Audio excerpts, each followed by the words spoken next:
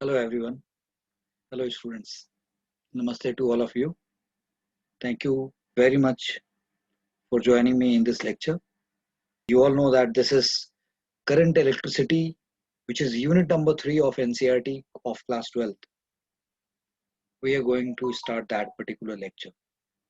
So current electricity ka first section, that is called, like I name it like current density and drift velocity. This is the topic where our focus will be today. तो what is current density, what is drift velocity, इसके लिए भी हमें कुछ we need something. 10th class का electricity का एक playlist बनाया हुआ है यूट्यूब पे। मैं आप सबको ये सजेस्ट करूंगा कि 12th क्लास के करंट इलेक्ट्रिसिटी के लेक्चर को देखने और समझने के लिए बहुत जरूरी होगा कि आप 10th क्लास की प्लेलिस्ट में जितने भी लेक्चर्स हैं उसके थ्रू एक बार जाएं। You may be knowing everything but 2 साल हो गए तो बहुत सारी चीजें आप भूल भी गए होंगे। सो it is very essential that कि वो सब कुछ ब्रश अप हो। इसलिए उन सारे लेक्चर्स को आप देखिए। There are 10 lectures in that playlist, और उसको देखने के बाद आपको इस चैप्टर में आपका काम आधा हो जाएगा। Half of your work will be completed. So that's why this suggestion is there. And इस वीडियो के डिस्क्रिप्शन में वो लिंक आपको मिल जाएगा, वहां से आप वो सारे के सारे वीडियो देख सकते हैं। तो आज इस लेक्चर में हम जैसा बताया कि हमारा focus current density and drift velocity रहेगा, और उसके लिए जो थोड़ी बहुत जरूरत होगी वहां से हम लोग टॉपिक स्टार्ट करेंगे। So let's be in the lecture and grab the new concept, what is being served to you. As we are today doing this current electricity, and this is the first lecture today of current electricity. This is unit 03 of NCERT, right? And this is NCERT class 12th. And our focus today is like defining current, conduction current and convention current, and then current density and drift velocity and the relationship between current density and drift velocity.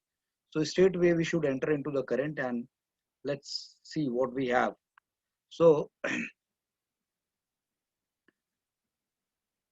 what is this electric current? How we should define this electric current? Here electric current की बात करें, so in short, like it is defined as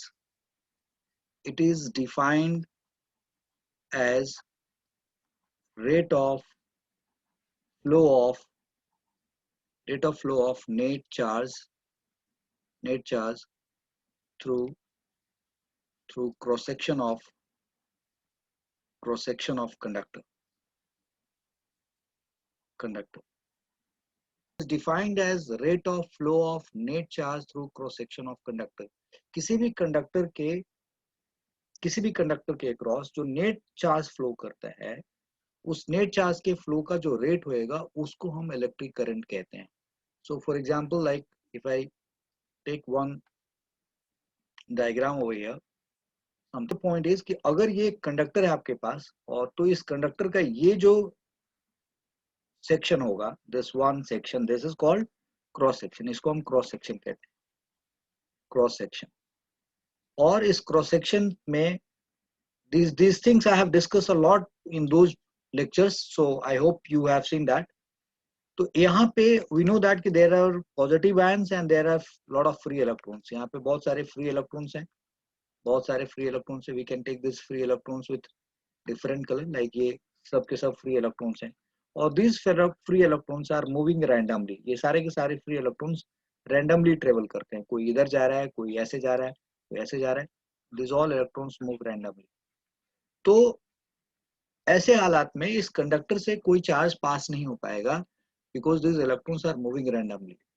लेकिन अगर हमने इस conductor को उठा करके किसी सेल के टर्मिनल से कनेक्ट कर दिया, लाइक समथिंग लाइक दिस, और अगर ऐसे कनेक्ट कर दिया, तो ये सारे के सारे इलेक्ट्रॉन इस बैटरी के वोल्टेज के वजह से, इस सेल के वोल्टेज के वजह से, और इस वोल्टेज के वजह से we all are master now of electrostatic, electric field within conductor.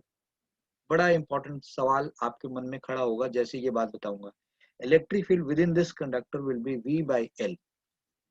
So electric field is like this is the potential difference you have applied, and then electric field is potential difference upon length. तो इतना बड़ा इसमें एक electric field setup हो जाएगा, और उस electric field का डायरेक्शन क्या होगा, these things we have not discussed in those lectures, तो मैं आपको यहाँ पे दिखा रहा हूँ कि इसमें इलेक्ट्रिक फील्ड का डायरेक्शन कुछ इस तरीके से होगा। ये इसमें डायरेक्शन दिखाया जा रहा है इलेक्ट्रिक फील्ड। तो इस इलेक्ट्रिक फील्ड के वजह से यहाँ पे जितने भी फ्री इलेक्ट्रॉन्स हैं, ये positive negative charge, positive negative terminal है, इसका पोटेंशियल डिफरेंस V है, दैट पोटेंशियल डिफरेंस V, और इसका ये लेंथ L के बराबर है। So this V by L is electric field. इतना इलेक्ट्रिक फील्ड कंडक्टर के अंदर होएगा, और जब ये कंडक्टर के अंदर ये इलेक्ट्रिक फील्ड होगा तो ये इलेक्ट्रिक फील्ड क्या करता है, वी नो दैट कि हर इलेक्ट्रॉन पे फोर्स लगेगा, हर इलेक्ट्रॉन पे फोर्स लगेगा इलेक्ट्रिक फील्ड की वजह से, and that force on electron will be given by minus E into this electric field. So इसका मतलब कि अगर इलेक्ट्रिक फील्ड का डायरेक्शन ये है, तो इसमें जितने भी इलेक्ट्रॉन्स हैं उन सब इलेक्ट्रॉन पे एक फोर्स लगेगा इधर की तरफ, नेगेटिव से पॉजिटिव की तरफ। तो इस इलेक्ट्रिक फील्ड के वजह से, इस पोटेंशियल डिफरेंस की वजह से इलेक्ट्रिक फील्ड है, इलेक्ट्रिक फील्ड की वजह से इलेक्ट्रॉन पे फोर्स है, इलेक्ट्रॉन पे फोर्स लगने की वजह से ये सारे के सारे इलेक्ट्रॉन क्या हो जाते हैं, उनकी रैंडमनेस खत्म हो जाती है, और फिर इसके क्रॉस सेक्शन से नेट पैसेज ऑफ चार्ज होने लगता है, और उस नेट पैसेज ऑफ चार्ज की वजह से इसमें करंट बनता है। So it is defined as rate of flow of net charge through cross section of conductor. So this I is equal to, we are writing what? So this is dq by dt. This is the, like, अगर किसी cross section से dq amount of charge pass कर रहा है in dt time, then this I is, इसको हम I instantaneous कह सकते हैं, this is dq by dt। और दिस I एवरेज अगर हमें लिखना है तो we can write delta q by delta t। So ये हमारे पास बेसिक इक्वेशन हो गया करंट का। इट इज बीइंग रिटन ना, net charge through, it is defined as rate of flow of net charge, net charge rate of flow of net charge through cross section of conductor.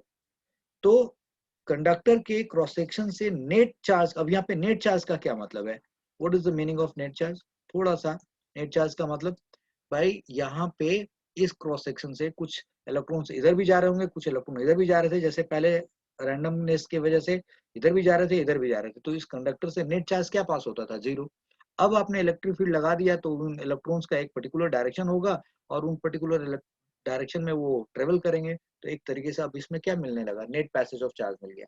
अगर हम इसको net charge की तरीके से define नहीं करेंगे तो इसमें पोटेंशियल डिफरेंस लगाने के पहले भी इलेक्ट्रॉन्स इधर जा रहे थे और इधर जा रहे थे।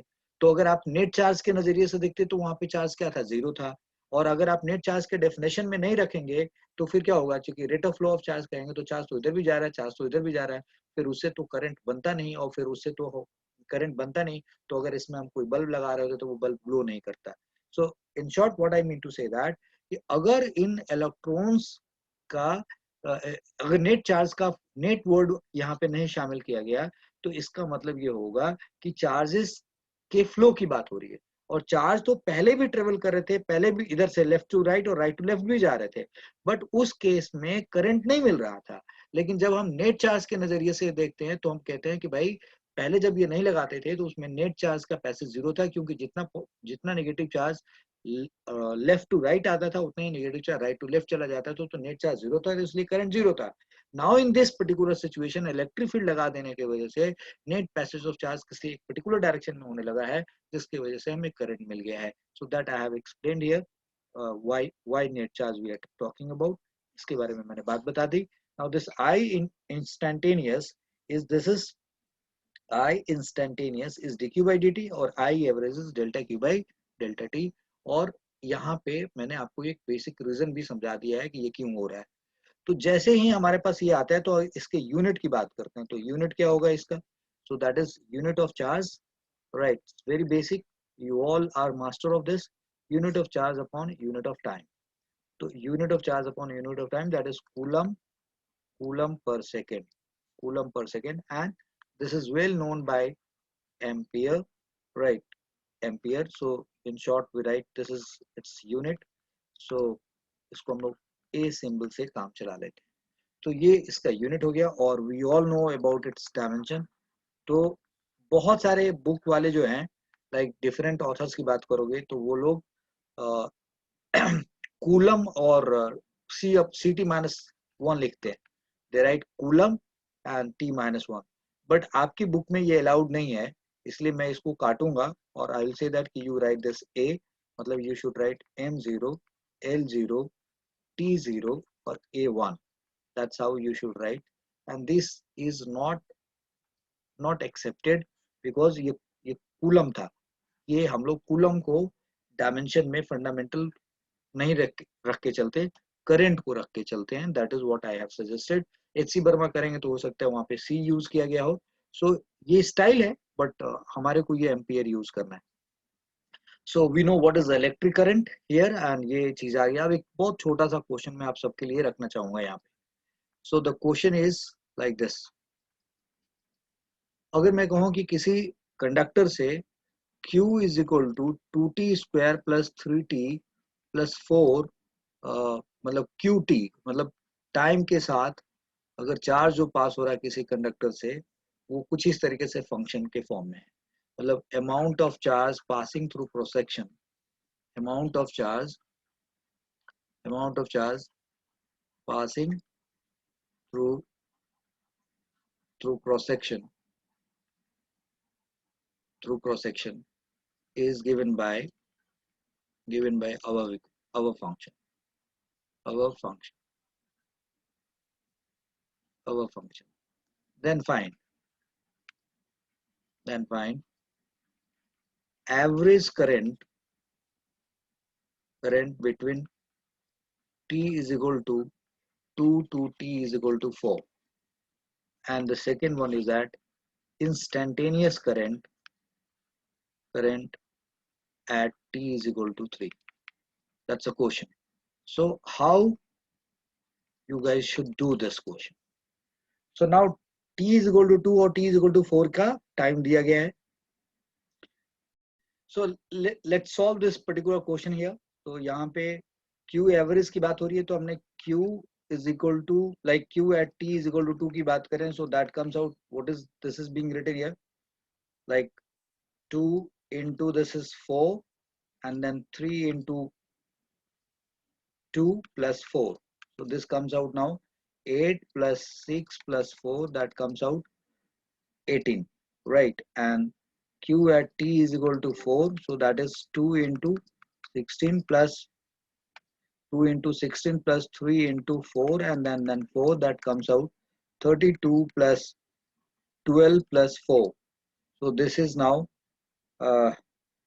you see this is 18, it was appearing like 11. So now 32 and this is 12, 44, and this is 48.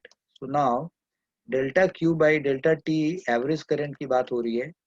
So this is I average. So we say that, right, this is 48 minus 18, that is 30, and divided by 2 seconds. So this is 15 ampere, and this is first part.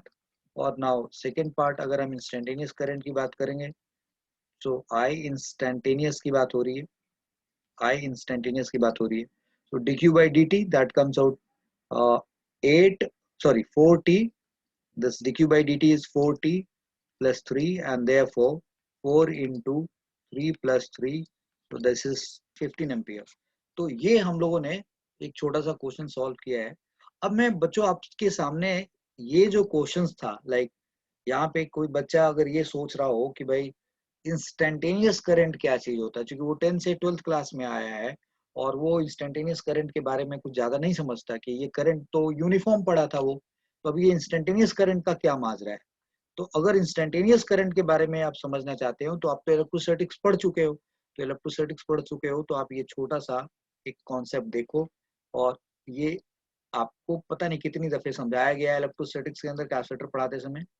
So now I would say that कि अगर ये capacitor के plates हैं, like plate ए और plate B है, और आपने इसको उठा के किसी बैटरी से कनेक्ट कर दिया, राइट, और किसी सेल से कनेक्ट कर दिया. Let's suppose this is a battery, हम लोग ये दिखा रहे हैं 20 वोल्ट का बैटरी आपने कनेक्ट कर दिया.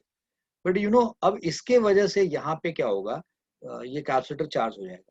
और मैंने बताया कि स्टेडी स्टेट आता है, कि एक टाइम आ जाता है कि अब इसके ऊपर इतना चार्ज आ गया, इतना चार्ज आ गया. लेट सपोज मैंने इसका रख दिया 10 माइक्रोफेराड, 10 माइक्रोफेराड इसका कैपेसिटेंस रख दिया.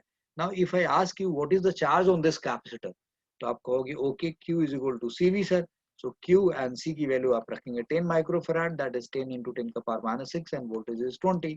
So that comes out 200 into 10 का power minus 6 coulomb. Okay. सो इसका मतलब कि 200 इंटू 10 का पावर या 200 माइक्रोकूलम आपके इस कॉन्सेप्ट के हिसाब से इस कैपेसिटर पे चार्ज होगा, यानी कि यहाँ पे प्लस 200 माइक्रोकूलम और यहाँ पे minus 200 microcoulomb. That is what you know. अब मैं आपसे पूछूं कि क्या इस कैपेसिटर पे जो ये चार्ज है कितना टाइम लगेगा बेटा इस चार्ज को आने में? बड़ा अजीब सा सवाल है। तो कहोगे सर बहुत कम टाइम में हो जाएगा। तो क्या उस बहुत कम टाइम में, लेट सपोज 0 से t टाइम के अंदर ये हुआ, तो इसका मतलब कि इतने टाइम में अगर ये चार्ज हुआ तो कुछ तो आप मान रहे हैं ना कि स्टार्टिंग में कुछ चार्ज आया होगा, फिर कुछ चार्ज आया होगा, फिर कुछ चार्ज आया होगा, धीरे धीरे जा करके इतना चार्ज आ गया होगा। इसका मतलब यू कंसिडर दैट। मैंने पूछा कितने देर में हुआ होगा, तो आपने बोला कुछ टाइम में हुआ होगा। जैसे बोला आपने कुछ टाइम में हुआ होगा, इसका मतलब कि धीरे धीरे इस पे आया होगा। इसका मतलब जैसे जैसे इस पे चार्ज आता जा रहा होगा, तो जरा एक सोचने की बात है कि सपोज कर लो 200 माइक्रोकूलम आने के पहले यहाँ पे 100 माइक्रोकूलम का चार्ज था। तो अगर 100 माइक्रोकूलम का चार्ज आ चुका होगा उस टाइम पे, तब इसके बीच में इसके क्रॉस कितना वोल्टेज हुआ होगा? 200 माइक्रोकूलम के बाद तो इसके पास 20 वोल्ट हो जा रहा है। और अगर 100 माइक्रोकूलम ही अभी चार्ज आया है, तो इसका वोल्टेज कितना होता होगा उस केस में? 10 वोल्ट हो जाएगा। अगर आपने ये 20 वोल्ट की बैटरी लगा रखी है और अभी इस पे चार्ज, भैया इसका ये 10 माइक्रोफैराड का है, बट इस पे चार्ज अभी जो डेवलप हुआ है और यहाँ पे जो डेवलप हुआ है, let me take this colour, I say that कि ये 100 माइक्रोकूलम है और ऐसे दिस इज 100 माइक्रोकूलम है। तब उस केस में अगर Q बाई सी से इसका जब वोल्टेज निकालोगे तो क्या करोगे? 100 microcoulomb that is Q, that is 10 का पावर माइनस 6, और आपने इसका C रखा 10 माइक्रोफैराड। तो अब आप इसको सॉल्व करोगे तो ये क्या निकल के आया जी? 100/10 दैट इज 10 वोल्ट आ गया। तो अब जब 10 वोल्ट ऑलरेडी इसके पास आ चुका होगा और ये 20 वोल्ट का है, तो अब क्या ये उतना ही चार्ज जिस रेट से पहले भेजता था उसी रेट से चार्ज भेजेगा? नहीं ना।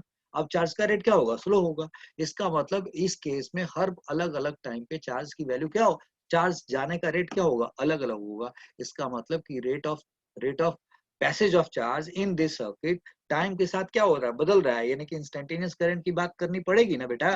तो अब आप बड़े हो गए हो, तो आपका सिलेबस बड़ा हो गया होगा, तो आपको अब नई चीजें तो सीखनी पड़ेगी ना। अगर सब कुछ 10th क्लास में ही जो सीख लिया होता तो फिर 12वीं क्लास में चैप्टर रखने का कोई फायदा ही नहीं था। तो इसका मतलब इंस्टेंटेनियस करंट होता है, ये समझ गए आप यहाँ से ये बात। So I have made you understood कि ये rate of flow of charge की बात हो रही है, ये इंस्टेंटेनियस है और ये एवरेज है। अब मैं यहाँ पे, मैंने जब ये लिखा था तो मैंने बोला था कि आपके दिमाग में जैसे ये मैं लिखूंगा कोई क्वेश्चन उठना चाहिए, और अगर आपके दिमाग में अभी तक ये कोई क्वेश्चन नहीं उठा है तो लेट्स सी आगे देखते हैं कहाँ पे उठाता हूँ मैं इस क्वेश्चन को। तो फिलहाल हमने ये बात तो समझ ली कि इंस्टेंटेनियस करंट की भी जरूरत हमें पड़ेगी, that is okay.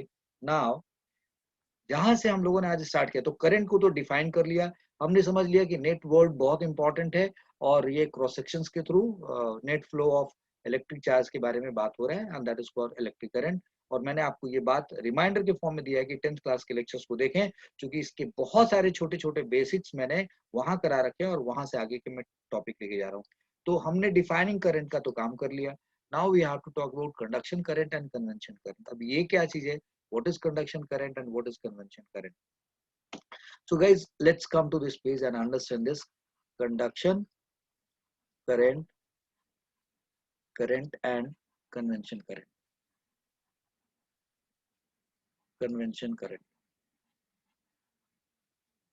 So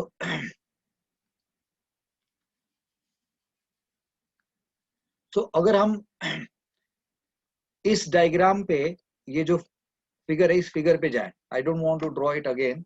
if you look at this, you know यहाँ पे इलेक्ट्रॉन रैंडमली ट्रेवल कर रहे थे, तो आपने जब इलेक्ट्रिक फील्ड लगाया तो भाई उसकी वजह से इसके अंदर इलेक्ट्रिक फील्ड था, इस इलेक्ट्रिक फील्ड की वजह से इलेक्ट्रॉन पे फोर्स लगा, इलेक्ट्रॉन फिर पर्टिकुलर डायरेक्शन में ट्रेवल करने स्टार्ट हो गए और फिर इसमें करंट पास होने लगा।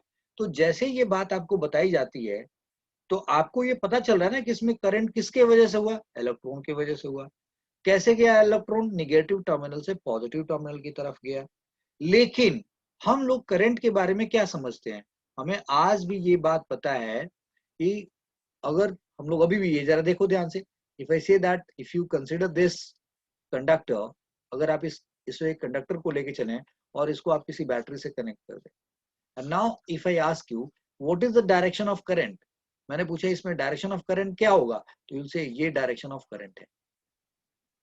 ये डायरेक्शन ऑफ करंट की बात करेंगे आप। लेकिन अभी जो पीछे एक्सप्लेनेशन पढ़ा उसमें बोला आपने कि इलेक्ट्रॉन इधर से इधर जाता है, तो फिर ये इलेक्ट्रॉन जो इधर जाता है, इस इलेक्ट्रॉन की वजह से जो करंट हो रहा है वो वाला डायरेक्शन क्यों नहीं ले रहे हैं? You know that this electron is traveling like this, so why you are not assuming the direction of current like this? ऐसे क्यों नहीं एज्यूम कर रहे हो आप? तो अब आपको यहीं पे जो फर्क है उसकी के बारे में यहाँ पे बात हो रही है। तो पॉइंट वाइज मैं आपको यहाँ पे कुछ पॉइंट समझा रहा हूँ। We know that current passes through metal, passes through conductor of metal, right? due to due to its free electron, due to its free electron. We know that current passes through conductor due to its free electron, and and if ends of conductor if ends of conductor, ध्यान से रखना, यहीं पे मत भूल जाना कि current तो भाई इलेक्ट्रॉन की वजह से फ्लो कर रहा है, वो फर्स्ट रीजन है। सेकंड रीजन आगे बात हो रही है। हमने आपको conduction current and convention current तो पढ़ा ही रहे हैं, बट यहाँ पे एक छोटा सा टाइटल और आपके लिए बना के मैं यहाँ लिख सकता हूँ, जो जिसपे गौर करना चाहिए, जिसपे ध्यान जाना चाहिए। Cause of conduction, cause of conduction, यानी कि करंट क्यों पास होता है, इसके बारे में भी बात हो रही है एक तरीके से, तो आपका ध्यान इस बात पे भी जाना चाहिए। So we know that current passes through conductor due to its free electrons, and if ends of conductor are attached with terminals of source,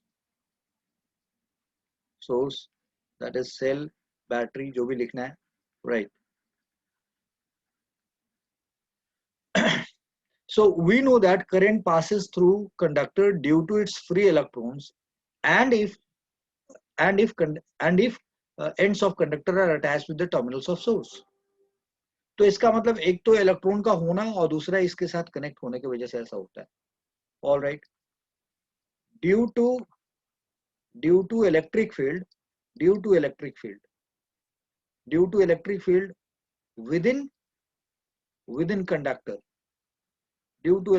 with in conductor, मैं आप लोगों को पीछे भी एक बात कही है कि एक सवाल उठना चाहिए, और अब तो शायद बड़े जोर शोर से आपके भी अंडरलाइन कर दिया। Due to electric field within conductor,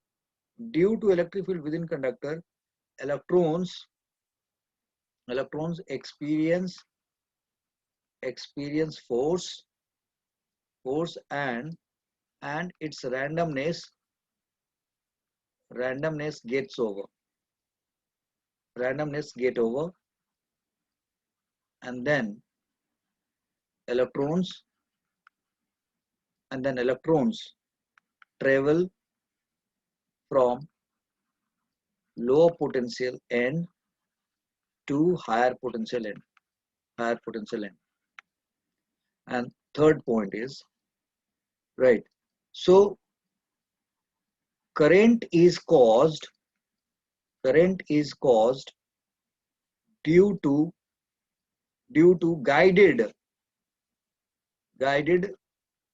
motion of free electrons within conductor। यहाँ पे फिर इस वर्ड के नीचे ये with in conductor. so current is caused due to guided motion of free electrons within conductor। तो उस केस में हम क्यों नहीं, ये जो फोर्थ पॉइंट है, फिर इस इलेक्ट्रॉन की वजह से ये करंट पास हो रहा है, तो हम इसको कहते हैं this current is termed as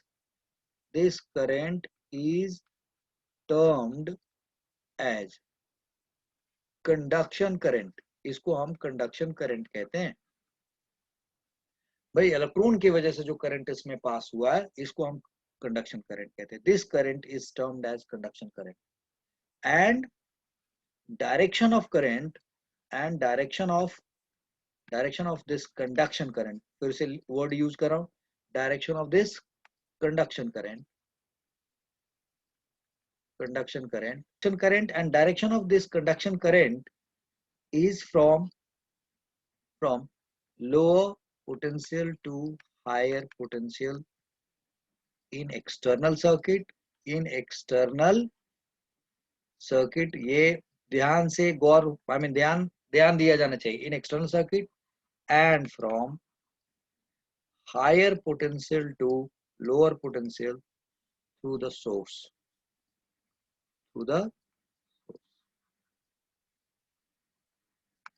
So this current is termed as conduction current, यानी कि इलेक्ट्रॉन की वजह से जो इसमें करंट पास हो रहा है इसको हम कंडक्शन करंट कहते हैं। And this conduction current is from lower potential to higher potential, this is called external circuit, and from higher potential to lower potential यानी कि थ्रू सोर्स, ऐसे करंट पास होने चाहिए, इसको कंडक्शन करंट कहते हैं। तो अगर हम इसको कंडक्शन करंट कहते हैं, if this is called conduction current, but we all know कि अगर किसी कंडक्टर को हमने बैटरी से कनेक्ट कर दिया तो हमने पूछा करंट का डायरेक्शन क्या है, तो you all said this is the direction of current. तो ये कौन सा करंट है? तो आई शुड से दैट कि जब तक हमें मालूम नहीं था कि इलेक्ट्रॉन ही रीजन है, यानी कि before this fact came out in our study that current is caused due to the free flow of electrons, हम उसके पहले ये एज्यूम करते थे कि करंट जो है पॉजिटिव चार्ज के फ्लो की वजह से होता होगा, और हम ये मानते थे कि यहाँ से कुछ, क्योंकि अच्छी चीजें ट्रेवल करती होंगी, तो पॉजिटिव टर्मिनल ऑफ सेल से नेगेटिव टर्मिनल ऑफ सेल के तरफ ऐसे पॉजिटिव चार्ज ऐसे ट्रेवल करके ऐसे जाता होगा। तो जो हमारा अर्लियर एजम्पशंस था before knowing about this particular fact that electron is causing current, we were supposing कि भाई ये करंट इसमें सिर्फ पॉजिटिव चार्ज के मोशन की वजह से हो रहा होगा। तो हमने जो पहले हमारे सोच में था कि पॉजिटिव चार्ज की वजह से इसमें करंट पास हो रहा होगा और उसके वजह से हमने ये डायरेक्शन माना था, तो इस करंट को हम लोग कन्वेंशनल करंट कहते हैं। इस करंट को हम कन्वेंशनल करंट कहते हैं। सो पांचवा पॉइंट जो है यहाँ पे, इसको मैं नेक्स्ट पेज पे लेके जा रहा हूं आपके लिए, next page. So what I'm saying is, right, convention current, like conventional current, right, so इसको हम लोग कस्टमरी करंट भी कहते हैं। This is called customary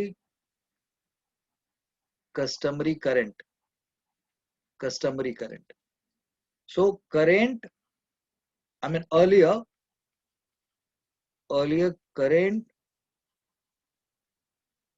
was considered to be caused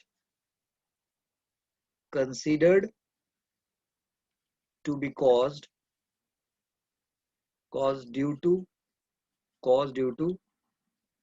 flow of positive charge from positive terminal of cell to the negative terminal of cell in external circuit। अब बच्चों ये आपके दिमाग में अब चलना चाहिए कि एक एक्सटर्नल सर्किट है और एक सोर्स के थ्रू, तो एक उसको इंटरनल सर्किट कह सकते हैं हम लोग। Positive terminal of cell to the negative terminal of cell in external circuit, and from negative terminal to positive terminal through the cell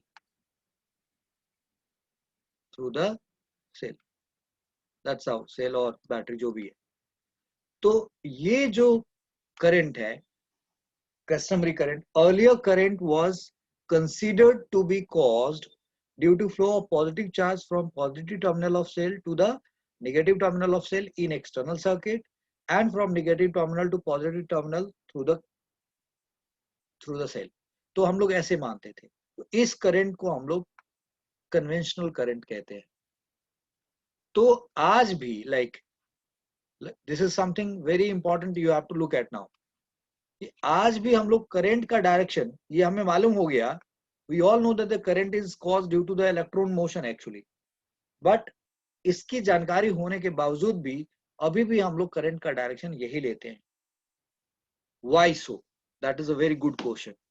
कि जब हमें पता चल गया कि इलेक्ट्रॉन ऐसे ट्रेवल कर रहा है और करंट इसकी वजह से कॉज हो रहा है, तो why we are not considering कि ये डायरेक्शन ऑफ करंट है, हम अभी भी ये क्यों ले रहे हैं? तो ये बड़ी कमाल की बात है, जिसका सही आंसर को समझने के लिए मैं जो एग्जांपल दे रहा हूँ वो अगले चैप्टर से है। मैं आपको वैसे आपको 10th क्लास में टीचर्स ने पढ़ाया एक टॉपिक, जरा गौर से देखिए, इस बात को समझने की कोशिश करिएगा। ये एक वायर ले लेता हूं मैं, और हमें पहले से पता है कि इसमें करंट का डायरेक्शन जो है, हमें पहले से पता है कि इसमें जो करंट का डायरेक्शन है वो कुछ इस तरीके से है। करंट का डायरेक्शन ये है, मतलब इलेक्ट्रॉन की डिस्कवरी की वजह से। और यहाँ पे जो मैग्नेटिक फील्ड है, मतलब कन्वेंशनल करंट की वजह से हम लोग ये जानते थे इलेक्ट्रॉन की डिस्कवरी के पहले, व्हाट आई सेड दैट, कि अगर ये कंडक्टर है और इसमें करंट ऐसे जा रहा है और इलेक्ट्रॉन डिस्कवर्ड नहीं था, तो मैग्नेटिक फील्ड तो हम लोग उसके पहले भी जानते थे। तो इस वायर में करंट जा रहा है, और इस वायर में करंट जाने की वजह से यहाँ पे जो मैग्नेटिक फील्ड का डायरेक्शन आपने पढ़ा होगा वो कुछ इस तरीके से मैग्नेटिक फील्ड, इस तरीके का मैग्नेटिक फील्ड होगा। ये डायरेक्शन ऑफ मैग्नेटिक फील्ड था, ऐसे आपको पढ़ाया गया होगा। अब आपने ये इंफॉर्मेशन जान ली कि भाई ये जो करंट जो जा रहा है, कायदे से ये कन्वेंशनल करंट है, जो ये वाली बात है। सच्चाई तो ये है कि इसमें इलेक्ट्रॉन ऐसे ट्रेवल कर रहा है, इसकी वजह से करंट हो रहा है। बट ऐसा होने के बावजूद भी अभी भी हम लोग एक्सपेरिमेंटली तो यही देख रहे हैं कि इसके वजह से जो मैग्नेटिक फील्ड का डायरेक्शन वो ऐसा है, वो तो चेंज नहीं हुआ। इसका मतलब क्या हुआ कि इलेक्ट्रॉन जो ट्रेवल करके जो कंडक्शन करंट दे रहा है, that is a matter of fact. But हम जब भी करंट की बात करेंगे तो जो हमारा अर्लियर एज्यूम डायरेक्शन है वो एज्यूम डायरेक्शन ही लिया जाएगा, क्योंकि भले electron negative to positive travel कर रहा है, लोअर टू हायर पोटेंशियल की तरफ जा रहा है, बट वो जा करके क्या कॉज करता है, ये वाला करंट देता है। इसका मतलब हम लोग ये मानते हैं कि जो करंट इस सर्किट में है वो इलेक्ट्रॉन की वजह से है, और डायरेक्शन जो हम पहले जो मान के चलते थे, डायरेक्शन अभी भी वही है, वही सत्य है, वही प्रैक्टिकल एविडेंट है। इसका मतलब हम ये कहेंगे कि जो कन्वेंशनल करंट है वो प्रैक्टिकलिटी है, और ये conduction current is more practical, but we know this is not causing the change in direction of current practically. इसीलिए आपके सामने ये बात कही जा रही है, राइट, कि whenever we speak of current, whenever we speak of current, current, we assume conventional current, conventional current, right? Even even after even after knowing this fact that this direction is opposite to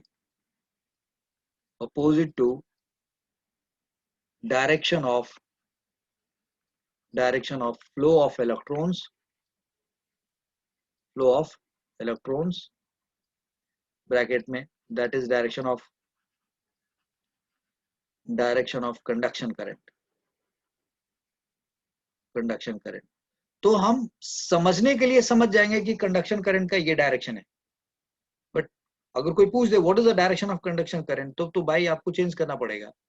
so whenever we speak of current we assume conventional current, even after knowing this fact that this direction is opposite to the direction of flow of electrons, because because because conduction current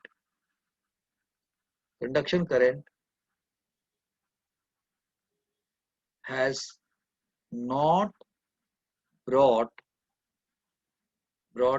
any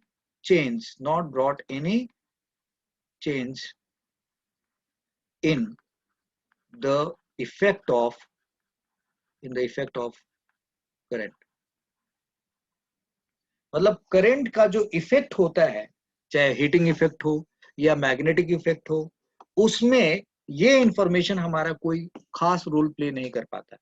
इसीलिए हम लोग whenever we speak of current, we assume conventional current even after knowing this fact that this direction is opposite to the direction of flow of electron, that is direction of conduction current, because conduction current has not brought any change in the effect of current.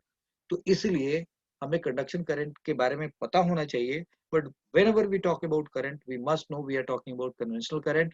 तो अभी भी हम लोग current का direction क्या मानेंगे, यही माना जाएगा. अब इससे एक बात तो कंफर्म हो जानी चाहिए. क्या क्या कंफर्म होना चाहिए कि एक इलेक्ट्रॉन, अब यहाँ पे समझेंगे इस बात को, या एक इंफॉर्मेशन यहाँ पे मैंने यहाँ पे एक लिखा है, ड्यू टू, यहाँ पे with in conductor. So current is caused due to guided motion of free electrons within conductor. Conductor के अंदर सिर्फ इलेक्ट्रॉन रिस्पॉन्सिबल है करंट पास करने के लिए. But there are other materials like semiconductor,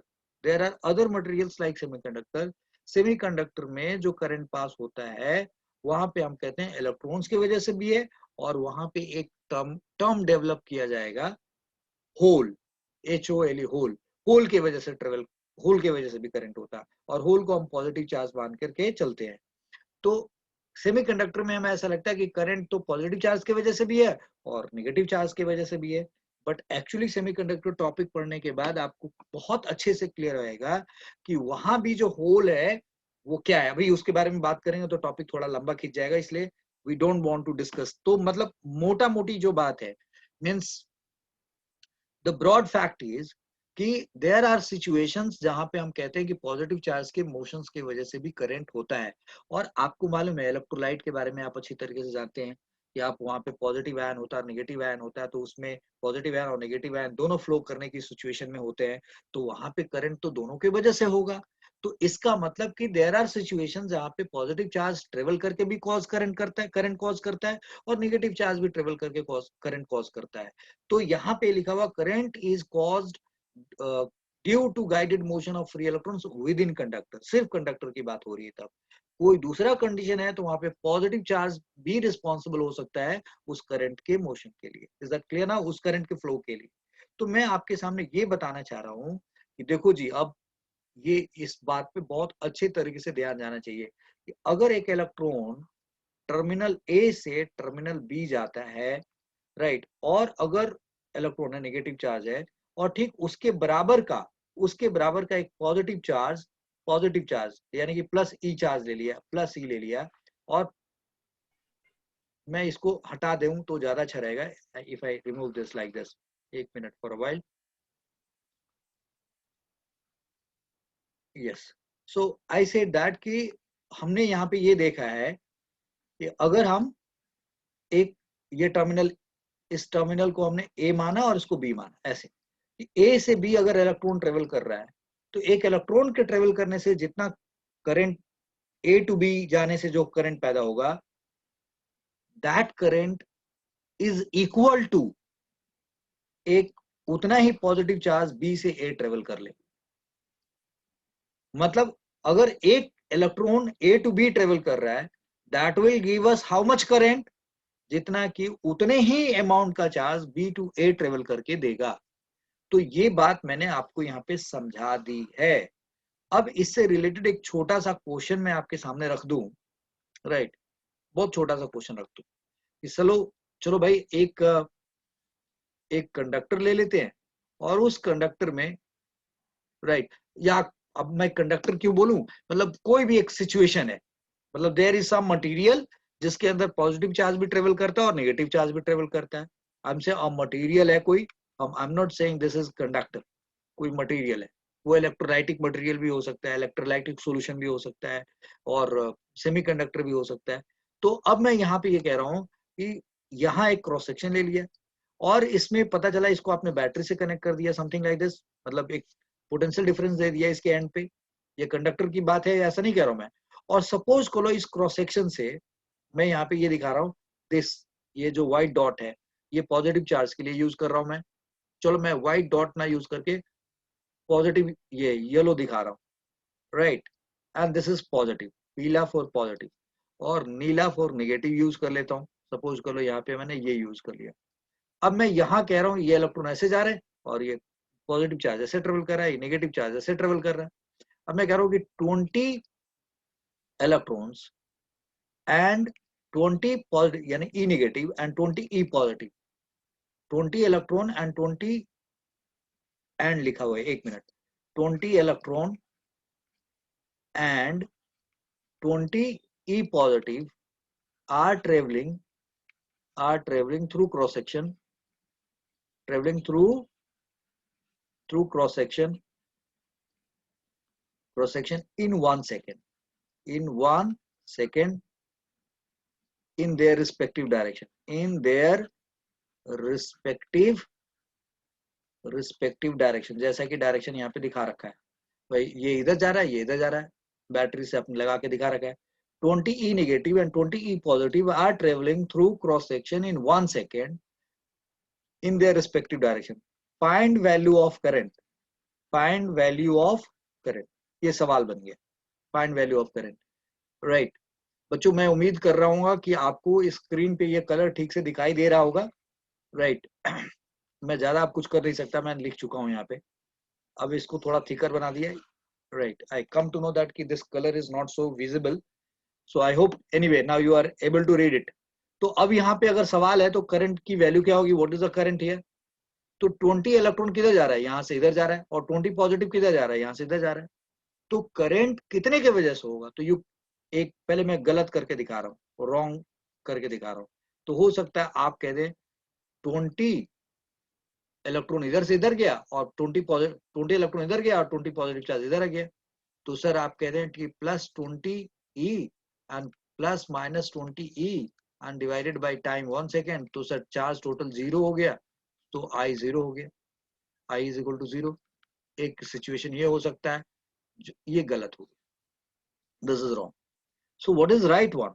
the right one is कि अगर मैं ये कहूं, राइट वन इज कि अगर आप इलेक्ट्रॉन यहां से इधर भेज रहे हैं, सो इधर से इलेक्ट्रॉन का जाना, अभी मैंने पीछे बात बताई कि एक नेगेटिव चार्ज का ए टू बी जाना इज इक्विवेलेंट टू उतने ही पॉजिटिव चार्ज का लेफ्ट टू राइट आना। So knowing this fact we will say that कि यहाँ पे जो करंट पास होगा I is equal to 20 plus 20 into E divided by 1। क्योंकि जितना ये गया करंट तो हमें पता है कि इसके वजह से भी इधर ही पास होगा और इसके वजह से इधर पास होगा ही होगा, तो डायरेक्शन ये होएगा मोस्ट करंट का, ये डायरेक्शन ऑफ करंट होगा, एंड दैट इज 20 चार्ज इसका और इसके वजह से रिवर्स कर दो, यानी कि 20 पॉजिटिव चार्ज का चार्ज, और ये अपना खुद ही 20 पॉजिटिव चार्ज है उसकी वजह से होगा। So this means 40 into 1.6 into 10 का power minus 19 coulomb upon second. So this comes out that is 64 into 10 का पावर माइनस 19 एम्पियर। ये वैल्यू ऑफ करंट है यहाँ पे। That's what my point is. सो हम लोगों ने ये पॉइंट समझ लिया कि कंडक्शन करंट क्या होता है एंड कंडक्शन करंट क्या होता है और कन्वेंशन करंट क्या होता है, और नेट चार्ज की बात की गई है, वो भी बात समझ में आ गई। Now I would like to take your attention one on this particular fact. मैंने यहाँ पे ये बात लिखते समय due to electric field within conductor ये अंडरलाइन किया है। आई डोंट नो आपके दिमाग में वो एक पर्टिकुलर सवाल उठा या नहीं उठा, राइट? और मैंने हिंट यहाँ भी दिया था कि यहाँ पे भी कोई सवाल उठना चाहिए।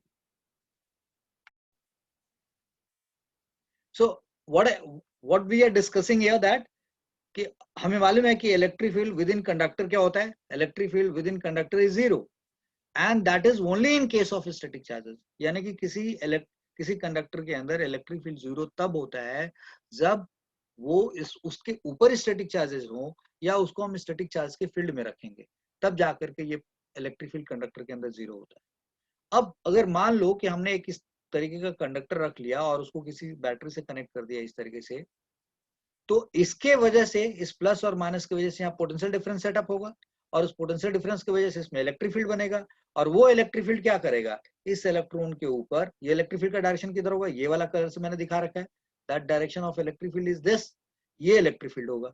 ये किसके वजह से? This electric field due to cell, due to cell और सप्लाई सोर्स, जो भी है सप्लाई सोर्स। तो इस सप्लाई सोर्स की वजह से ये इलेक्ट्रिक फील्ड है। इस इलेक्ट्रिक फील्ड की वजह से इस इलेक्ट्रॉन पे क्या लग रहा होगा? फोर्स लग रहा होगा, और वो फोर्स इसको ड्रिफ्ट करा के ले जा रहा है, यहाँ से इधर लेके जा रहा है। तो वो जाने दे रहा है, क्यों? क्योंकि वो चाहता है कि मैं यहाँ जाके खड़ा हो जाऊंगा और यहाँ पे नेगेटिव चार्जेस का एक बैरियर बना दूंगा और यहाँ पे कोरस्पॉन्डिंगली पॉजिटिव चार्ज हो जाएगा, और तब इनके वजह से जो इलेक्ट्रिक फील्ड है, उस इलेक्ट्रिक फील्ड को काउंटर करने के लिए इस प्लस और माइनस से हम एक अपोजिट इलेक्ट्रिक फील्ड पैदा कर देंगे, और वो अपोजिट इलेक्ट्रिक फील्ड की वैल्यू ये जो ये इलेक्ट्रिक फील्ड था उसके इक्वल एंड अपोजिट होगा, और तब उस इलेक्ट्रॉन पे इन दोनों इलेक्ट्रिक फील्ड, चूंकि ये दोनों electric field equal and opposite है, तो नेट इलेक्ट्रिक फील्ड जीरो हो जाएगा, और फिर इस इलेक्ट्रॉन पे नेट फोर्स भी जीरो हो जाएगा। तो इसका मतलब ये चाहता तो यही है कि इसके अंदर के हम इलेक्ट्रिक फील्ड को जीरो कर दें, यही चाहत है उसकी, लेकिन हमने इसको मैनिपुलेट कर रखा है कंडक्टिंग वायर से, तो उसको यहाँ से यहाँ तक लेके आ रहे हैं और फिर यहाँ से हमने इसको भेज दिया। It is something a game like a slider here. Suppose करो एक फादर है, एक बच्चे को यहाँ उठा के रख देता है, ग्रेविटी उसको यहाँ लेके आ जाती है, फिर फादर यहाँ से उठाया और फिर इसको यहाँ ले जाके रख दिया और ऐसे आ जाएगा। अब इस तरीके से इस बच्चे को बार बार इसके फादर क्या कर रहा है? अपने पोटेंशियल एनर्जी को बच्चे के अंदर काइनेटिक एनर्जी में क्या कर रहा है? बार बार कन्वर्ट कर रहा है। तो ठीक उसी तरीके का ये मोशन है, यानी कि ये सेल क्या कर रहा है? अपने दम पे इलेक्ट्रॉन को गाइड करके बुला रहा है और फिर यहाँ से भेज दे रहा है, और उस हालत में क्या हो रहा है कि इलेक्ट्रॉन का फ्लो बन जा रहा है और हम कंडक्टर के अंदर इलेक्ट्रिक करंट को मैनिपुलेट कर पा रहे हैं, हम मैनेज कर पा रहे हैं। Is that okay now? So this is how conductor के अंदर जो इलेक्ट्रिक फील्ड जीरो होने वाली बात है, वो बात अपनी सही जगह पे बिल्कुल सही है, बट यहाँ पे तो स्टैटिक चार्ज कहीं पे बन ही नहीं पा रहा है। यहाँ पे तो जो चार्जेस हैं वो क्या है? डायनेमिक है, there are the moving charges. तो मूविंग चार्जेस के केस में कंडक्टर के अंदर जीरो इलेक्ट्रिक फील्ड का परसेप्शन नहीं है। Is that okay now? So this is the difference, right? तो कंडक्टर के अंदर चार्जेस मूव करते हैं, चाहत उनकी यही होती है कि हम उनके एंड्स पे स्टैटिक चार्जेस बना दें और इलेक्ट्रिक फील्ड जीरो कर दें, बट हम चूंकि उनको पैसेज दिए हुए होते हैं तो ऐसा हम करने नहीं देते उनको, and that is how we manage this current. So that's about this particular concept. Now we will go to the another section. हमने conduction current and convention current के बारे में पढ़ लिया, कंडक्शन एंड कन्वेंशन करंट के बारे में पढ़ लिया। Now will talk about what is current density. ये होता क्या है? करंट डेंसिटी क्या चीज है? तो अब चलिए हम लोग करंट डेंसिटी के बारे में पढ़ते हैं, क्या करंट डेंसिटी चीज है। So we are going to talk about current density. Current density तो ये फिर से एक नई बात है, यानी कि जो आप 10th क्लास में पढ़े थे वो वाली इंफॉर्मेशन से ये काफी हट के बात हो गई। तो इसको समझने के लिए मैं आपके सामने एक डायग्राम, एक फिगर बना रहा हूं, और उसको देखिए और समझिए। So we are talking about current density. Like अब यहाँ पे हमने जो हमारे सामने फिगर है, this appears like a conductor. यहाँ पे एक कंडक्टर ले लिया हमने, this is a conductor we are thinking, this is a conductor we have taken. तो ये मैंने आपको एक रफली दिखाने की कोशिश की है कि कंडक्टर के अंदर का जो लैटिस है उसकी बात कर रहा हूँ। We are talking about lattice within conductor, within conductor, right? तो अब आपको मालूम है कि यहाँ पे मतलब बड़े कम दिखाए गए, बहुत सारे होंगे, it's very something like that. आपने नोटिस करो कि इसमें मैंने बहुत सारे छोटे छोटे छोटे छोटे विंडो दिखाए हुए हैं, विंडो जैसे कुछ लग रहा है, इस तरीके से हर क्रॉस सेक्शन में होगा। तो जब आप इसको किसी सेल से कनेक्ट करते हैं और इसके अंदर बड़े सारे इलेक्ट्रॉन हैं, you are saying there are so many electrons, यहाँ पे ये इलेक्ट्रॉन्स हैं, दीज आर इलेक्ट्रॉन्स। तो आप जब कहते हैं कि ये इलेक्ट्रॉन्स ट्रेवल कर रहे हैं यहाँ पे, so do you mean to say that कि ये इलेक्ट्रॉन जो होंगे यहाँ पे हर विंडो से इक्वली पास हो रहा होगा? क्या ऐसा होता होगा कि हर जगह पे, मतलब आपको नहीं लगता कि थोड़ा किनारे से इलेक्ट्रॉन कम पास करेंगे, मतलब, और बीच में से इलेक्ट्रॉन थोड़ा जल्दी से पास करेंगे, थोड़ा तेजी से जाएंगे? यू नो ट्रैफिक का जो फास्ट, जब भी रोड पे ट्रैफिक ट्रेवल कर रहा होता है तो आपको मालूम है कि बिल्कुल बीच में ट्रैफिक की रफ्तार ज्यादा होती है, और जो किनारे से गुजर रहे होते हैं तो उनको थोड़ा स्पीड उतना फास्ट नहीं हो सकता। तो अगर इस कंडक्टर के अंदर बहुत सारे इलेक्ट्रॉन है और अगर आपने लगा दिया तो ये सब इलेक्ट्रॉन ट्रेवल कर रहे होंगे। So don't you think that कि इधर इलेक्ट्रॉन थोड़ा फास्टर रेट से जाएंगे और यहाँ किनारे वाले थोड़ा धीरे धीरे जाएंगे? इसका मतलब कि यहाँ पे इलेक्ट्रॉन फ्लो का रेट थोड़ा कम होगा, यहाँ इलेक्ट्रॉन फ्लो का रेट थोड़ा ज्यादा होगा, मतलब कहीं पे कम होगा, कहीं पे ज्यादा होगा। एंड अगर आप किसी क्रॉस सेक्शन से कंसिडर करोगे तो अलग अलग क्रॉस सेक्शन पे, यानी कि एक छोटे से विंडो की बात कर ले, आपने तो बहुत बड़ा सा एरिया ऑफ क्रॉस सेक्शन ले लिया है, तो हम लोगों ने बड़ा सा क्रॉस सेक्शन ऑफ कंडक्टर ले लिया है, बट आपको नहीं लगता है कि इसमें जो इलेक्ट्रॉन का फ्लो होगा हर जगह यूनिफॉर्म नहीं हो सकता, हर जगह यूनिफॉर्म नहीं होगा।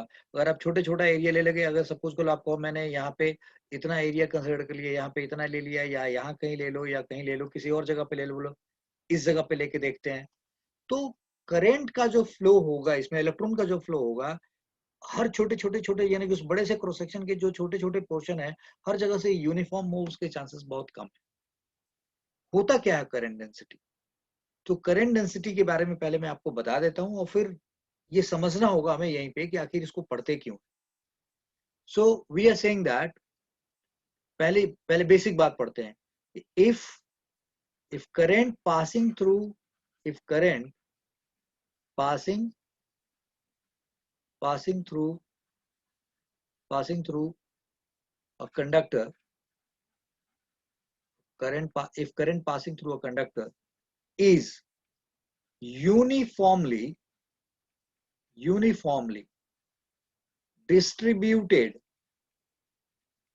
distributed over its cross section, over its cross section, over its cross section, मतलब if current passing through a conductor, suppose को ये कंडक्टर है और इसमें करंट पास हो रहा है, if current passing through a conductor is uniformly distributed over its cross section, then current per unit area is known as current density, फिर उसको हम current density कहते हैं। it is J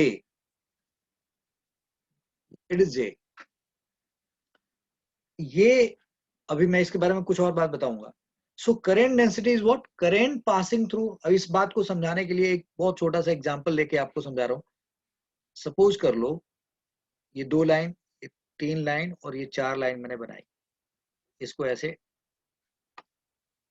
अब इसमें 1 2 3 ऐसे डाल दिए। इसमें अब बताओ कितने विंडो हो गए?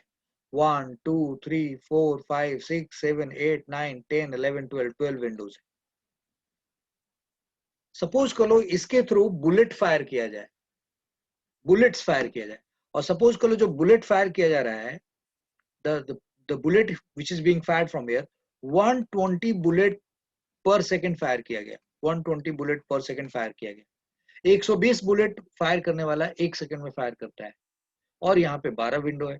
सपोज करो सब विंडो से 10-10 बुलेट निकलते हो, 10 bullet from each window passing, तो हम कहेंगे ना कि बुलेट का जो पैसेज है इस हर स्मॉल विंडो से वो यूनिफॉर्म है। तब हम कहेंगे कि जो बुलेट का पैसेज इस विंडो के ऊपर यूनिफॉर्मली डिस्ट्रीब्यूटेड है। और तब उस केस में मैं पूछूं कि पर विंडो कितना होगा, तो we can write 120 divided by 12 and that is 10 bullet per window per second. 10 bullet per window per second हम लिख सकते हैं। बट ऐसा आप तभी कर सकते हैं ना कि जब ये सारे के सारे बुलेट, हर बुलेट जो है वो यूनिफॉर्मली पास कर रहे हैं। सपोज कर लो कि फायर करने वाले ने 120 में से सिर्फ 1 2 इन 2 के साथ 30 बुलेट इसमें और 30 बुलेट इसमें पास करा दिया, यानी कि 60 बुलेट इसी में से चले गए। तो अब बाकी कितने बच गए? 10, और उन 10 में से किसी में 3, किसी में 10, किसी में 5, कुछ ऐसे जा रहा है। तो क्या बुलेट का डिस्ट्रीब्यूशन यूनिफॉर्म माना जाएगा? यहाँ पे नहीं माना जाएगा। तो क्या ऐसा होता होगा कि 120 बुलेट अगर पर सेकंड में फायर किया जाए तो सबके थ्रू 10 बुलेट पर सेकंड चला ही जाता होगा? क्या ऐसा होता होगा? हो भी सकता है और नहीं भी हो सकता है। तो हम ये मान के चल रहे हैं कि अगर हमें कोई वायर दिया गया है, कंडक्टर दिया गया है जिसका क्रॉस सेक्शन यूनिफॉर्म है, if current passing through a conductor of uniform cross section, ये भी डाल देते हैं, इसमें अटैच कर देते हैं, ऑफ यूनिफॉर्म क्रॉस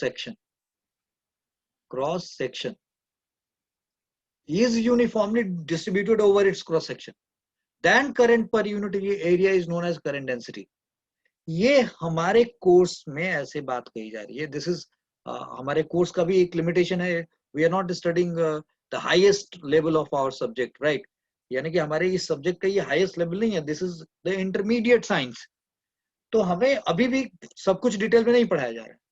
तो अगर कहा जाए कि अगर किसी वायर का क्रॉस सेक्शन यूनिफॉर्म है और उस uniform cross section of wire के थ्रू करंट पास हो रहा है और वो करंट उस क्रॉस सेक्शन के ऊपर यूनिफॉर्मली डिस्ट्रीब्यूटेड है, जैसे कि मैंने इस बुलेट एग्जांपल्स में दिया, तो करंट पर यूनिट एरिया जो होगा that is J, this J is equal to I upon A, और we can write J is equal to I upon A. We can write like this. So either way, आप जो भी छोटा use कर लो, बड़ा use कर लो. So this is current density. ये हमारे कोर्स में पढ़ाया जाता है. This is what is being taught to us. But now I say that कि जो ये current density है, ये एक vector physical quantity है. This is a vector physical quantity. This current density is a vector physical quantity. आपको मालूम है कि ये कायदे से तो प्रैक्टिकली ऐसा होना नहीं है कि हर जगह यूनिफॉर्म ट्रेवल करे. ये तो एक कंडीशनल बात है कि ऐसा हो तो हम इसको कह देंगे. तो होता क्या होगा एक्चुअली, अलग अलग क्रॉस सेक्शन पे, मतलब कहीं पे एक छोटा सा एरिया लिया, यानी कि यहाँ डीएस ले लिया, सपोज कर लो डीएस1 लिया और वहां पे करंट पास हो रहा था I1, और यहाँ डीएस ले लिया, तो वहां की यानी कि डीएस ले लिया, तो वहां भाई जो करंट डेंसिटी आ गया वो J1 आ गया. कोई दूसरी जगह पे आप J1 का मॉड आ गया, कोई दूसरी जगह आप गए वहां पे I2 करंट गया जी, और वो डीएस कोई अलग था, या डीएस1 था, ये डीएस2 हो गया, और फिर यहाँ पे J2 आ गया जी, समथिंग लाइक दैट. तो अलग अलग जगह से अलग अलग पास हो रहा होगा. ये डिटेल हम लोगों को आगे पढ़ना पड़ेगा if we continue physics studying at higher level. Now the idea is that कि current density is a vector physical quantity, और उसको हम लोग अब वेक्टर कहेंगे तो फिर इसको लिखेंगे कैसे सर? आई अपॉन ए. क्या हम एरिया वेक्टर ऐसे लिख दें? तो क्या, करंट तो वेक्टर है नहीं, करंट तो स्केलर है, तो स्केलर को किसी वेक्टर से डिवाइड करके ऐसे लिखा जाता है? तो नहीं, we don't write like this. तो इसका जो वर्जन है इसको तरीके से लिखने का, वो ये कुछ इस तरीके से लिखा जाता है, J dot ds and that is equal to di, एंड इसका इंटीग्रेट करेंगे तो हमें करंट मिलेगा. यानी कि किसी जगह पे, यानी कि एक छोटे से एरिया से जो करंट डेंसिटी है वो ये है, और उस करंट डेंसिटी को एरिया, वहां के एरिया वेक्टर के साथ हम क्या करेंगे? डॉट प्रोडक्ट ले लेंगे. यस, डॉट प्रोडक्ट ले लेंगे. तो J डॉट ds से di आएगा, और फिर उसको इंटीग्रेट करेंगे, तो इस पूरे के ऊपर अगर इंटीग्रेट करेंगे तो हमें यहाँ पे पूरा करंट जाता हुआ दिखाई देगा. तो बेटा जी ये J जो है, ये जो हमने पढ़ा J is equal to I upon A, ये हमारे कोर्स में है. This is in our course. This is, we are not, we are just knowing, क्योंकि करंट डेंसिटी एक वेक्टर फिजिकल क्वांटिटी है. ये बात आपको पढ़ना है, ये बात आपको जानना है, और फिर वेक्टर है तो उसको दिखाने का ये तरीका है, J dot ds is di, और फिर हमने उसको इंटीग्रेट करेंगे तो पूरा हमें मिलेगा. तो इस करंट डेंसिटी का डायरेक्शन क्या होता है भाई? What is the direction of this? तो जो भी हम छोटा सा एरिया लेते हैं, उस एरिया का जो एरिया वेक्टर का डायरेक्शन होता है उसी के डायरेक्शन में J होता है. यानी कि J और ds का डायरेक्शन क्या होगा? सेम होएगा. अभी तो हम इसी केस की बात करेंगे. सो J डायरेक्शन, यानी कि direct current density is current density is directed along ds vector. भाई जो वहां पे होगा, current density is directed along ds vector. अभी हम लोग ये मान के चलेंगे, और ये करंट डेंसिटी हो गया. इसका यूनिट क्या हुआ जी? तो its unit is ampere per metre square, ampere per metre square. सो इसका डायमेंशन अगर आपको लिखना हो तो आप क्या लिखेंगे? m0 l-2 t0 and a, something like this. ये हो गया इसका करंट डेंसिटी का डायमेंशन. तो आपको करंट डेंसिटी क्या होता है वो आपको पता चल गया, I अपॉन ए कहते हैं. और हमारे कोर्स में जो करंट है वो क्या होगा? पूरे वायर के ऊपर हम ये मान के चलेंगे कि वो यूनिफॉर्मली डिस्ट्रीब्यूटेड है, और फिर I अपॉन ए करके हम लोग इस करंट को लिख रहे हैं. ये एजम्पशन है हमारा, प्रैक्टिकल सच्चाई नहीं है. दैट इज, ये एजम्पशन, हम ये एज्यूम करके आगे पढ़ रहे हैं. तो करंट डेंसिटी के बारे में तो हमने समझ लिया. Now we are going back to the page 1 and to understand कि आप करंट डेंसिटी तो हमने पढ़ लिया भाई, करंट डेंसिटी क्या चीज होता है. ओके जी, now we have to understand what is drift velocity. तो ड्रिफ्ट वेलोसिटी को समझने के लिए, व्हाट इज ड्रिफ्ट वेलोसिटी? तो मैं आपको चाहूंगा कि आप इस डायग्राम पे देखें। अभी आपने यहाँ पे जब हम लोग बातें कर रहे थे तो हमने कहा था कि ये जो इलेक्ट्रॉन है, these electrons are moving randomly and not causing any current. ये इलेक्ट्रॉन्स रैंडमली भिड़ते रहते हैं, चलते जो भी है, और किसी एक पर्टिकुलर डायरेक्शन में नेट पैसेज नहीं हो रहा तो उसमें करंट पास नहीं होता। ओके, तो जब हम उसको किसी बैटरी से कनेक्ट कर देते हैं, किसी सोर्स से कनेक्ट कर देते हैं, तो सोर्स का जो पोटेंशियल है वो गाइडिंग सोर्स की तरीके से काम करता है, और फिर वो उन इलेक्ट्रॉन्स को वो एक पर्टिकुलर डायरेक्शन में ड्रिफ्ट करा करके लेके जाता है, और फिर वो इलेक्ट्रॉन एक टर्मिनल से दूसरे टर्मिनल पे पहुंच पाते हैं। This is what the fact is. So इसका मतलब क्या हुआ, मैं इससे रिलेटेड एक एनालॉगी दूंगा, एक एग्जांपल आपके सामने रखना चाहूंगा, राइट? और आई that will become more lengthier, so in shortcut you can understand my point is that कि इन इलेक्ट्रॉन्स को एक पर्टिकुलर डायरेक्शन में गाइडेड करके मूव कराने के लिए आपने ये सेल लगाया। तो जैसे ये लगाते हो तो ये इलेक्ट्रॉन्स का रैंडमनेस खत्म हो जाता है और फिर पर्टिकुलर डायरेक्शन में ट्रेवल करने लगते हैं। क्या एक्चुअली ऐसा हो जाता होगा? नहीं, उनका रैंडमनेस तो बना रहता होगा, और ये क्या करता है, उनको पुल करता होगा। तो उनकी जो तबीयत है, जो उनका अंदाज है, उनको रैंडम जो घूमने का जो उनका मिजाज है, वो नेचर तो उनके पास बना का बना रहेगा, but there is somebody which is pulling it. So now I would like to take you to this diagram. हमें यहाँ पे भी पता है कि ये जो इलेक्ट्रॉन्स है, ये इलेक्ट्रॉन्स कोई इधर जा रहा होगा, कोई इधर जा रहा होगा, ये इलेक्ट्रॉन किसी दूसरे इलेक्ट्रॉन के साथ टकरा सकता है, कोई किसी के साथ टकरा सकता है, इलेक्ट्रॉन इलेक्ट्रॉन के साथ टकरा सकता है। तो बात दरअसल ये है, जब हम ड्रिफ्ट वेलोसिटी की बात करते हैं, ड्रिफ्ट वेलोसिटी की बात करते हैं, what is the meaning of drift here?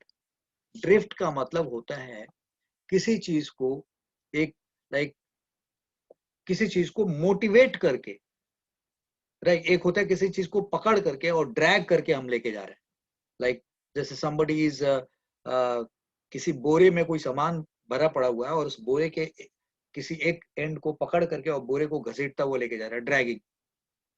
But at the same time somebody is not willing to do some work, right? Or like for example, you all are studying in class, and you all are studying in the class because of me. Why? Because I am motivating you to study. आप में से बहुत लोगों का मन कर रहा होगा कि मैं अभी क्लास में स्टडी ना करूं, सो जाऊं, बैठ जाऊं, बट ना यू आर बीइंग मोटिवेटेड, ये यार सर पढ़ा रहे हैं तो हम क्यों नहीं पढ़ सकते। तो now you are being motivated, और मोटिवेट करा करके किसी पर्टिकुलर डायरेक्शन में लेके चले जा रहे हैं। तो जब हम किसी को मोटिवेट करके किसी पर्टिकुलर डायरेक्शन में गाइड करके ट्रेवल कराते हैं, और जो बंदा चल रहा है उसकी विलिंगनेस नहीं है, उसमें मोटिवेटेड है तब वो पर्टिकुलर डायरेक्शन में जा रहा है, that is called a situation of drifting. So drift is a condition when someone is being not pulled, not pushed, not pushed, but being motivated, being guided to travel in particular direction, right? Although he wants to go randomly, तो उसको हम लोग drift कहते हैं। तो अगर किसी conductor की बात करें, let's talk about a conductor like this। यहाँ पे एक कंडक्टर हमने ले लिया, और इस कंडक्टर के ये क्रॉस सेक्शन हमने दिखा दिए भाई कि ये कंडक्टर का क्रॉस सेक्शन है, यहाँ पे ये कंडक्टर का क्रॉस सेक्शन मान लो। तो आपको मालूम है कि इसमें जो इलेक्ट्रॉन है, यहाँ पे जो इलेक्ट्रॉन है वो फ्रीली रैंडमली, मतलब वो इलेक्ट्रॉन जाना इधर चाह रहा था, वो इलेक्ट्रॉन जाना इधर चाह रहा था, लेकिन आपने उस पर फोर्स किधर लगाया, इधर की तरफ। हो सकता है ये गया इस डायरेक्शन में कुछ देर गया, और फिर वो इलेक्ट्रॉन किसी चीज के साथ क्या हो गया, टकरा गया होगा, समथिंग लाइक दैट, कुछ हो गया होगा। तो यानी कि आपने ये बात तो समझ ली ना कि इलेक्ट्रॉन यहाँ से यहाँ तक रैंडमली, तो वो मतलब अपने नेचर के हिसाब से तो नहीं जाना चाहता, लेकिन आपने उसको मोटिवेट करा के किसी पर्टिकुलर सेल से या सोर्स से गाइड करा के आपने उसको ट्रेवल करा लिया है इस जगह पे। So what is drift velocity? The average velocity, the the average velocity, the average velocity by विच, बहुत ध्यान से एक एक वर्ड ध्यान से समझना है। The average velocity by which electrons appear appear to be appear to move appear to appear to move from low potential terminal to higher potential terminal within conductor, what I'm saying, the average velocity by which electrons appear to move, यानी कि actually तो उसका direction कुछ और है, किसी time पे कोई वेलोसिटी है, किसी टाइम पे कोई वेलोसिटी है, और पुल करने वाला अपने हिसाब से खींच रहा है। जैसे अभी आपका मन कर रहा होगा कि मैं सर के लेक्चर की तरफ ध्यान ना दूं, मैं एक सिप पानी पी लूं, और उसी टाइम पे हेलो लुक एट मी, तो मतलब your randomness wants to guide you in some other direction, and I am pulling you or I am motivating you in other direction to travel. So something like this. So finally क्या हुआ, यहाँ से start हुए और यहाँ पहुंच गए और इतना टाइम लग गया जी। So इतना डिस्टेंस आपने ट्रेवल किया इतने टाइम में, इसका मतलब that distance upon time is the average velocity, and that average velocity is drift velocity. So the average velocity by which electrons appear to move from lower potential terminal to higher potential terminal within conductor, right, is known as drift velocity. So now the point is कि why we are saying like this कि ये ऐसा क्यों नहीं होता कि electron randomly जा रहा था और इलेक्ट्रिक फील्ड आया और फिर उस इलेक्ट्रॉन को पकड़ा और फिर एक्सेलरेट करा के लेके चला है। तो क्या यहाँ से यहाँ तक इलेक्ट्रॉन थ्रू आउट एक्सेलरेट नहीं होता? Now I am saying that कि let's suppose you take your vehicle on the road and there is a lot of traffic. So once you start the making the vehicle run or drive, does it happen that it is continuously accelerating, or it is traveling, then somewhere there is a traffic just ahead, you are stopping, or you are decreasing your velocity, or you are steering left, or you are steering right, or you are taking a U-turn, and then you are traveling. So many things happens. So finally जहां से चले और जहां पहुंचे, तो आपकी एक average velocity निकलती है, बट यू नो इन रास्ते में at every moment of time there was a different velocity. So आपके लिए जो ड्रिफ्ट वेलोसिटी निकाली जाएगी, जो एवरेज वेलोसिटी निकाली जाएगी, so finally net displacement upon total time से निकल के आएगा। But you know at the different moments you have face lot of disturbance, lot of resistance, lot of hindrances. तो इस तरीके से चीजें आप महसूस करते होंगे, और ठीक उसी तरीके की बात यहाँ पे हो रही है। सो द एवरेज वेलोसिटी, यानी कि ये प्रैक्टिकली बाद में कैलकुलेट करने की बात हो रही है। The average velocity by which electrons appear to move, मतलब भैया यहाँ से यहाँ पहुंच गए, इतने टाइम में मूव कर गए, इतना तुम्हारा डिस्टेंस था, that distance upon time, that is your velocity, that is called drift velocity. तो इस ड्रिफ्ट वेलोसिटी को हम लोग ये सिंबल से रिप्रेजेंट करते हैं, और मैं चाहूंगा कि आप V D, this is V D, this is called drift velocity. तो इस ड्रिफ्ट वेलोसिटी को हमने यहाँ समझ लिया कि ये ड्रिफ्ट वेलोसिटी कहते किसको है।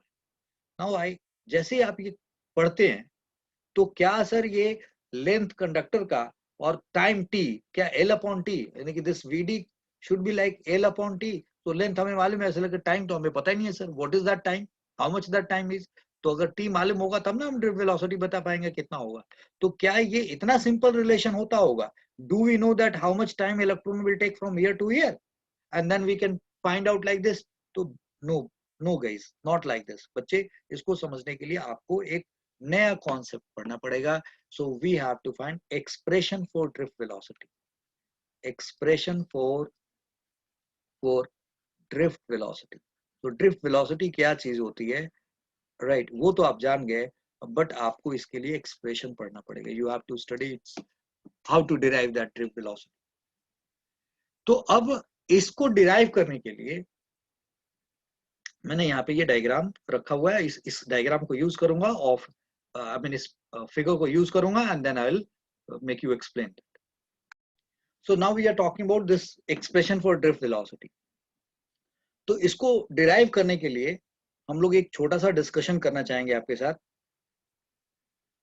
यहाँ पे एक इलेक्ट्रॉन आपने मान लिया, और this electron is having some randomness to go like this. ये इसका रैंडमनेस है कि वो इधर जाना चाहता है, और उसकी रैंडम वेलोसिटी इस जगह पे u1 वेक्टर है, u1 वेक्टर दिखाया मैंने। और इस पे इलेक्ट्रिक फील्ड की वजह से, इस वोल्टेज की वजह से, इस लेंथ के अक्रॉस जब ये वोल्टेज लगता है तो यहाँ पे एक इलेक्ट्रिक फील्ड है, and that electric field is equal to v by एल। और इस इलेक्ट्रिक फील्ड की वजह से यहाँ पे इस इलेक्ट्रॉन पे एक फोर्स लग रहा है इधर की तरफ, और इस फोर्स की वजह से इस इलेक्ट्रॉन पे एक एक्सेलरेशन लग रहा है, और उस एक्सेलरेशन की वजह से ये इलेक्ट्रॉन कुछ दूर तक ट्रेवल कर रहा है। तो ये इसकी इनिशियल वेलोसिटी है, और इस फोर्स की वजह से एक्सेलरेशन है, और उस एक्सेलरेशन की वजह से ये कुछ टाइम तक चलता है। जैसे ही कुछ टाइम तक ट्रेवल करता है, ये इलेक्ट्रॉन फिर किसी के साथ टकरा जाता है। इसका किसी के साथ कोलिजन हो जाता है, that could be some another electron, that could be some positive ion. आपने जो ये इलेक्ट्रिक फील्ड समझा है वो किसके वजह से लगाया, इस सोर्स की वजह से। और ये एफ जो लिखा आपने, इसके इस इलेक्ट्रिक फील्ड की वजह से जो इस पे लगने वाला फोर्स है। बट ये इलेक्ट्रॉन इस फोर्स की वजह से एक्सेलरेट तो हो रहा है, but once it is being accelerated and फिर कुछ देर बाद इसका किसी के साथ कोलिजन हो जा रहा है, या कोई उसको और डिस्टर्ब कर दे रहा है, मतलब वो यूनिफॉर्म नहीं जा पा रहा। और में क्या हो सकता है भाई, इलेक्ट्रॉन का इलेक्ट्रॉन के साथ कोलिजन हो जाए, या इस लैटिस में जिन लोगों ने जिन एटम से अपने इलेक्ट्रॉन को लूज कर दिया है वो एटम्स पॉजिटिव आयन बन चुके हैं, और वो पॉजिटिव आयन के साथ इसका कोलिजन हो सकता है। या हो सकता है कोई पॉजिटिव आयन इस इलेक्ट्रॉन को अपनी तरफ अट्रैक्ट करने की कोशिश करता हो। So there could be many situation. ऐसा हो सकता है कि ये इसकी इनिशियल वेलोसिटी है और कुछ टाइम तक ये एक्सेलरेट हुआ before the collision, before the next collision. और जैसे ही उसका कोलिजन हुआ, तो मैं अभी एक इलेक्ट्रॉन पे एक एग्जांपल लेके समझा रहा हूँ, expression for drift velocity. So guys, you have to understand what I am explaining and what I am writing. So let's suppose u1 initial velocity, u1 क्या है, like initial random velocity है। तो ये random velocity मैंने माना, random velocity ऐसे, right? अच्छा, इस पे acceleration कितना है जी? तो acceleration is force upon mass. Now what is the force here? Minus लिख रहा हूँ, minus e this e, right? I hope you are getting। एक मिनट, मैं इस e को थोड़ा कड़क बना के लिखूं, वरना आप कुछ और ना समझ लें। तो मैं इसको कड़क बना के लिख रहा हूं। So now so this is minus e and this is here electric field। तो ये आपका फोर्स हो गया, डिवाइडेड बाय मास कर दिया आपने, तो ये तुम्हारा एक्सेलरेशन हो गया भाई। नाउ ये एक्सेलरेशन जो है, इस एक्सेलरेशन से कुछ देर चलते हो और फिर कोलिजन हो जाता है। तो एक वर्ड यूज कर रहा हूं मैं यहाँ पे। तो लेट सपोज मैं आपसे ये कह रहा हूँ कि आप अपनी कार यहाँ से स्टार्ट करते हो और रोड पे स्टार्ट करते हो चलाना।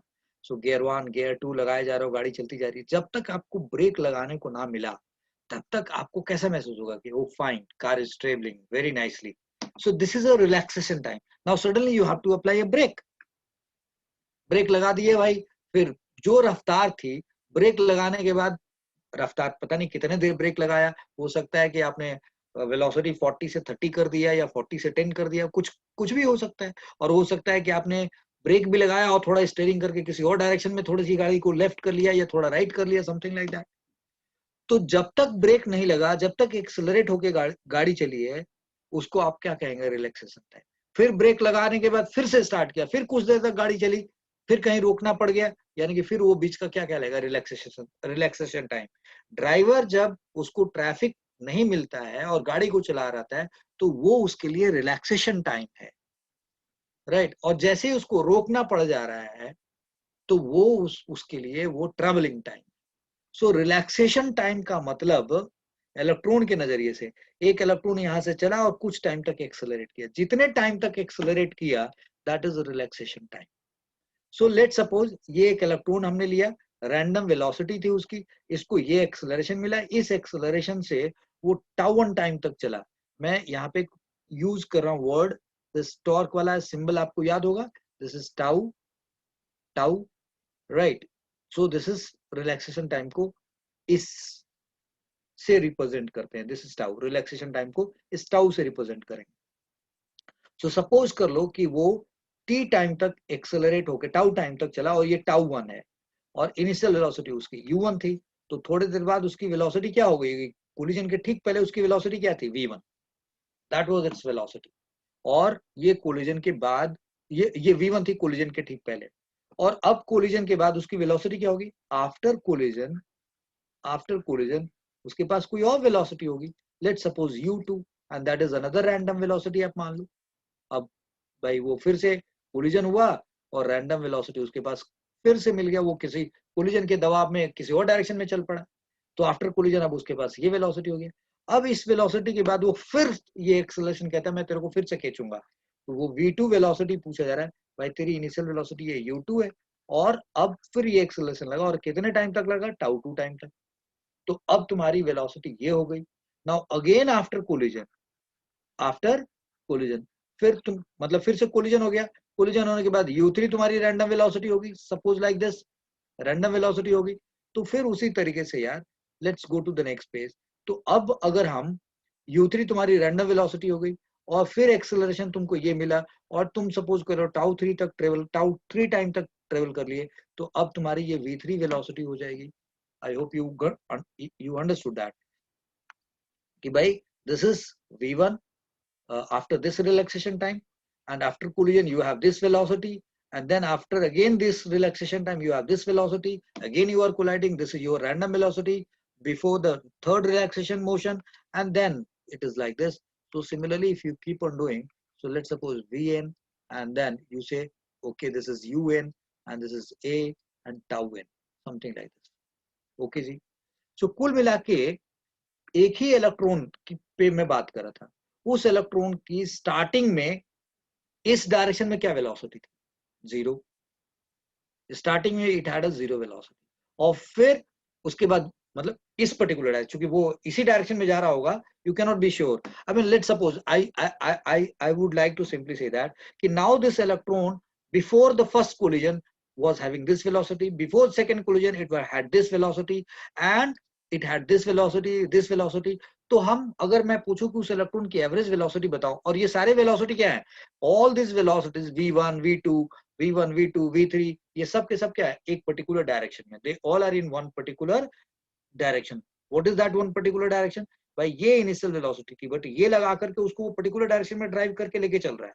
हमने वेक्टर फॉर्म में लिख रखा हुआ है, यहाँ पे इसको वेक्टर फॉर्म में लिख रखा है, this is u1 a tau 1।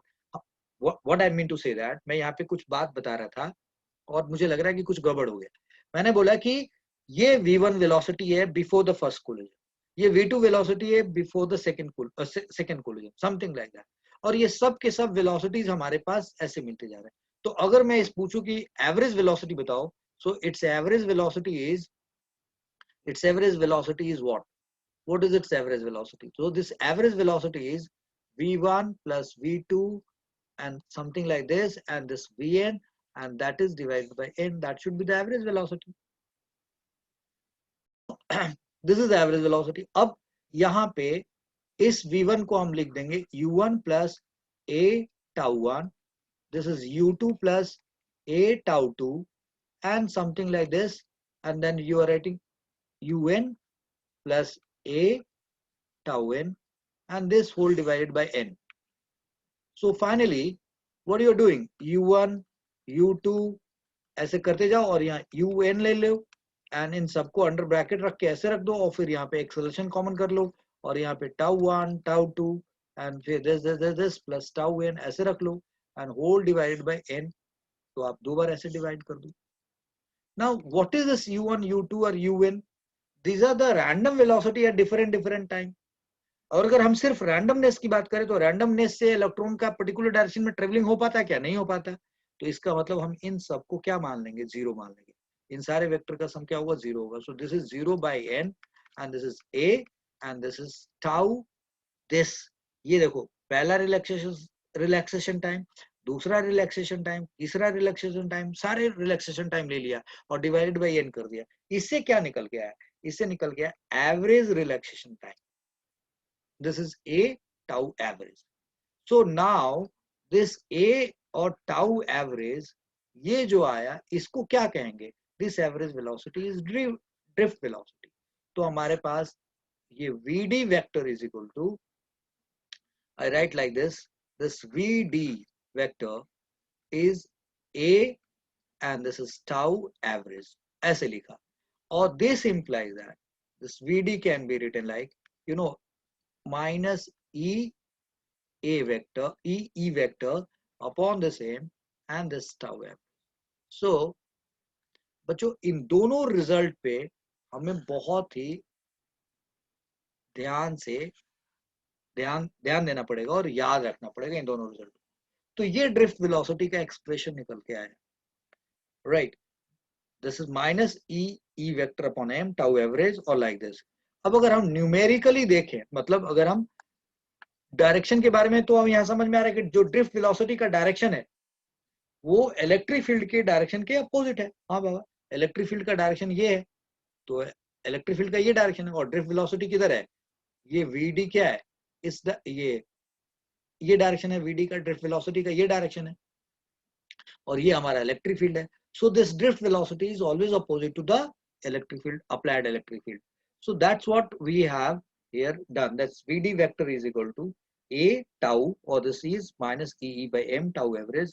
अब न्यूमेरिकली अगर हम देखें तो हम इसको vd को क्या लिखेंगे, a tau average, और this vd can be written as e by, कड़क बना के लिखते हैं, e by m and tau average. अब ये टाउ एवरेज बार बार नहीं लिखा जाता, सिर्फ टाउ लिख दिया. कुछ लोग तो यहाँ पे बार लगा देते हैं, टाउ बार कर देते हैं, और कुछ लोग कुछ भी नहीं लिखते, समझ लेते हैं कि वो एवरेज रिलैक्सेशन टाइम है. सो जहां पे ये tau, this tau is average relaxation time. This is this particular section we are talking about. This is your average relaxation time. Average relaxation time. Average relaxation time. Tau average. Average relaxation time. अब इस तरीके से हमने drift velocity का expression निकाल दिया. इसका मतलब हमने क्या डिस्कस किया कि अगर किसी कंडक्टर के अंदर इलेक्ट्रॉन है और हमने उसको किसी बैटरी से कनेक्ट कर दिया, तो वो इलेक्ट्रॉन यहां से यहां तक ड्रिफ्ट होकर के आएगा, और उसकी जो ड्रिफ्ट वेलोसिटी है, अब देखो वो ड्रिफ्ट वेलोसिटी किस बात पे डिपेंड कर रही है भाई, that drift velocity is depending upon what, by applied electric field. इसको थोड़ा और बेहतर तरीके से इस रिजल्ट को हम अगर लिखना चाहें, तो let's go to the next page. And you know this vd is equal to e this e upon m into tau. Now I'm not writing average, you understand this. And now here we can write e, this is v upon m l and tau. What is this v? The applied voltage. तो हम इस बारे में देखें कि जो drift velocity है electron का, वो किस बात पे डिपेंड कर रही है, अप्लाइड वोल्टेज पे और लेंथ पे. तो अगर कम लेंथ पे, लेंथ कम है और वोल्टेज बड़ा हो जाएगा, तो ड्रिफ्ट वेलोसिटी बढ़ जाएगी. बट टाउ भी बहुत इंपॉर्टेंट है, टाउ पे भी डिपेंड करता है, और टाउ क्या है, रिलैक्सेशन टाइम है. और ये टाउ कब बड़ा हो सकता है, क्या मैंने बोला, ये टाउ बड़ा होएगा तो ड्रिफ्ट वेलोसिटी बड़ी हो जाएगी. तो टाउ बड़ा होने के लिए मतलब रिलैक्सेशन टाइम बड़ा होने के लिए, यानी कि इन सबको बड़ा होना पड़ेगा. इसका मतलब कि कोलिजन की फ्रीक्वेंसी क्या होनी चाहिए, कम होनी चाहिए, दूर दूर पे कोलिजन होना चाहिए, यानी कि रिलैक्सेशन टाइम बड़ा होना चाहिए. तब जाकर के उसकी ड्रिफ्ट वेलोसिटी क्या होगी, बड़ी हो पाएगी. और जहां पे कोलिजन बहुत जल्दी जल्दी जल्दी जल्दी जल्दी हो जाएगा, यानी कि टाउ वन टाउ टू सब छोटे छोटे छोटे हो जाएंगे, तो उस केस में ड्रिफ्ट वेलोसिटी क्या हो जाएगी, कम हो जाएगी. यानी कि भाई obviously you are taking more time to travel from A to B, तो तुम्हारी ड्रिफ्ट वेलोसिटी क्या हो जाएगी, कम हो जाएगी. So this is what the point is. तो ये ध्यान रखना है ड्रिफ्ट वेलोसिटी के बारे में. I hope you have understood this drift velocity का concept. Now after knowing drift velocity and we understand कि ये जो यहाँ पे एक सवाल उठना चाहिए दिमाग में कि सर ये टाउ जो होगा इसके बारे में, तो ये टाउ जो है ये रिलैक्सेशन टाइम है, एवरेज रिलैक्सेशन टाइम है, ये लैटिस पे, यानी कि जो कंडक्टिंग मटेरियल हमने लिया उसके लैटिस पे डिपेंड करता है, और उसके अंदर इलेक्ट्रॉन कॉन्सेंट्रेशन पे डिपेंड करता है कि भाई इस लैटिस के अंदर कोलिजन कितना जल्दी जल्दी हो रहा है, कितना दूर दूर पे हो रहा है, कितने लंबे टाइम बाद हो रहा है. ये इस मटेरियल का कैरेक्टरिस्टिक्स है. यानी कि टाउ टाउ टाउ टाउ जो एवरेज रिलैक्सेशन टाइम है, इस कंडक्टर के ऊपर डिपेंड करता है, इस कंडक्टर के मटेरियल पे डिपेंड करता है. मतलब कंडक्टर के अंदर जो एटम्स की पैकिंग है वो उस पर डिपेंड करता है, यानी कि ये इंट्रिंसिक हो गया. और तभी हमने ये बात कही कि जो ड्रिफ्ट वेलोसिटी है वो यहाँ पे, चूंकि ये देखो ये इलेक्ट्रॉन का चार्ज है, ये मास ऑफ इलेक्ट्रॉन है, ये लेंथ ऑफ कंडक्टर है, ये वोल्टेज है, ये सब आप इसको तो आप चेंज कर ही नहीं सकते, इसको चेंज कर ही नहीं सकते. ये आप बड़ा और छोटा आप जो भी कर सकते हैं, बट देखो यहाँ पे क्या है, ये करेक्टरिस्टिक्स है उस मटेरियल का, किस कंडक्टर को आपने यूज किया है ये डिपेंड करता है. तो ये this is characteristics of material के लिए जा रहा है, characteristics of material. I don't mean that कि ये अलग अलग मटेरियल के लिए फिक्स होगा, ये भी चेंज होता है.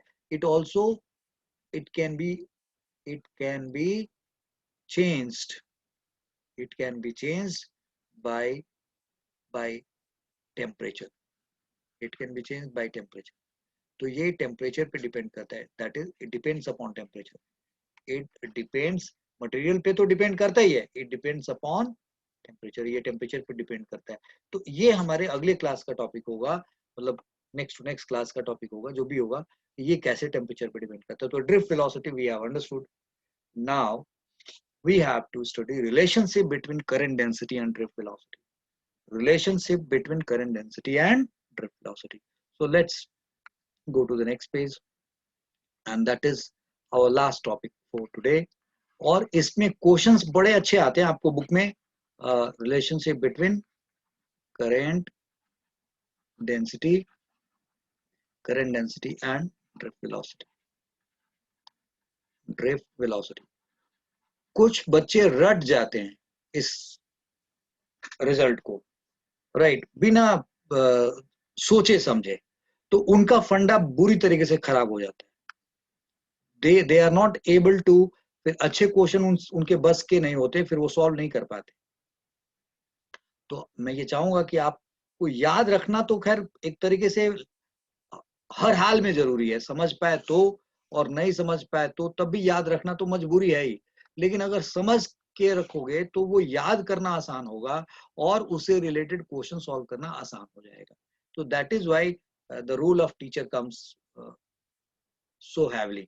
तो अगर समझ पा रहे हैं, समझा पा रहा हूं मैं और समझ पा रहे हैं आप, तो बहुत अच्छी बात है। अब यहाँ देखिए, मैंने आप यहाँ पे ये एक कंडक्टर लिया है और इसको किसी बैटरी से ऐसे कनेक्ट कर दिया। हमने माना कि इसका लेंथ L है और इसका क्रॉस सेक्शन एरिया A मान सकते हैं। We can think of its cross section area is, ये देखो ये अच्छा नहीं बना, so just a minute.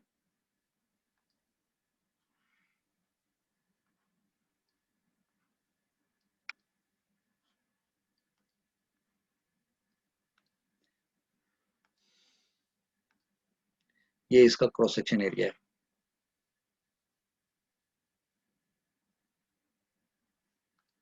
So what I am saying is कि हमने माना कि ये L लेंथ का है और ये इसका क्रॉस सेक्शन एरिया है और इसमें इलेक्ट्रॉन्स हैं। इस टर्मिनल का नाम रखते हैं A और इस टर्मिनल का नाम रखते हैं B। और वी नो दैट कि electron will start travelling from here to, यहाँ से इलेक्ट्रॉन ट्रेवल करते हुए इधर जाएगा। मतलब कायदे से जैसे ही लगाओगे तो ये मत इंतजार करना कि ये वाला इलेक्ट्रॉन यहाँ आएगा, यहाँ वाला भी ट्रेवल करेगा, यहाँ वाला भी ट्रेवल करेगा। हर इलेक्ट्रॉन अपनी जगह से पॉजिटिव टर्मिनल की तरफ चल पड़ेगा। It's not, this does not happen कि यहाँ से इलेक्ट्रॉन निकलता होगा ऐसे ऐसे ऐसे ऐसे आता होगा। No, that does not happen. ऐसा होता तो बल्ब जलने में टाइम लग जाता। तो भैया जहां पे जो इलेक्ट्रॉन है, सब इलेक्ट्रॉन अपनी जगह से मूव करना स्टार्ट हो जाता है, इसलिए करंट फ्लो करने में टाइम नहीं लगता। That is why it happens so instantaneously. Now my point is कि अगर इस कंडक्टर का लेंथ L ले लिया, ये एरिया ऑफ क्रॉस सेक्शन ले लिया और हमने इसको V वोल्टेजेस जोड़ दिया है, राइट। अब मैं हम ये लिख रहे हैं कि let conductor is having length L and area of cross section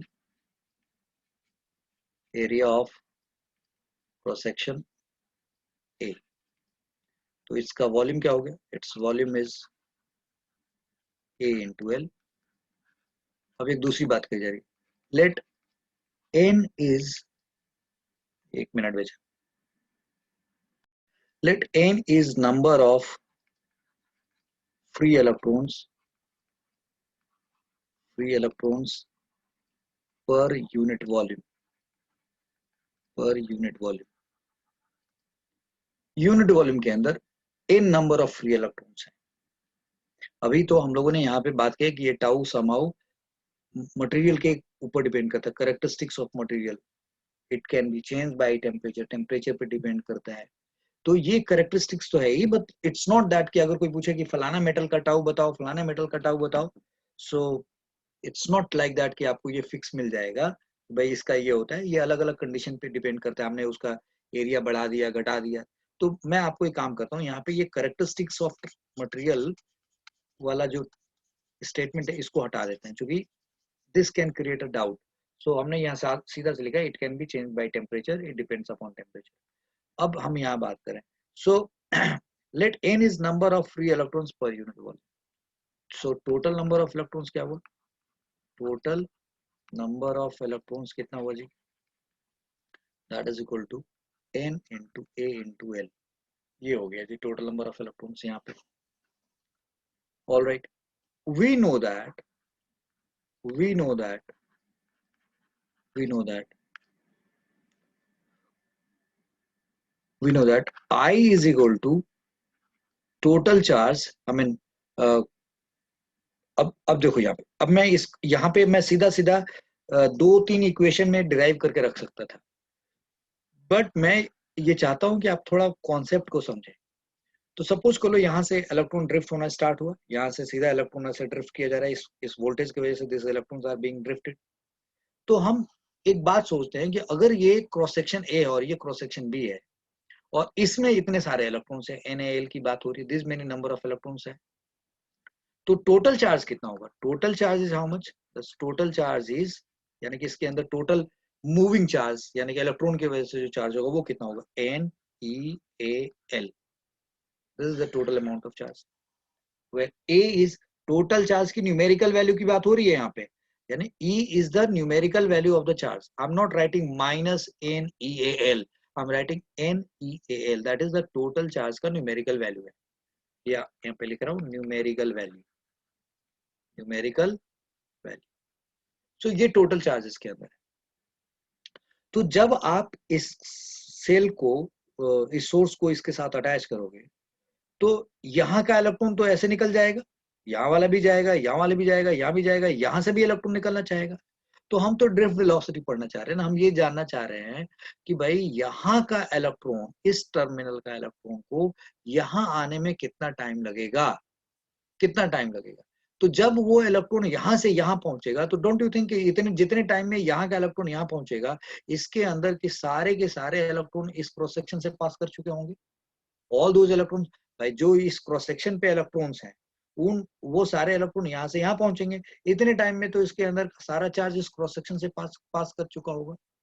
so if I try to, like, if VD is drift velocity, if VD is drift velocity, then time taken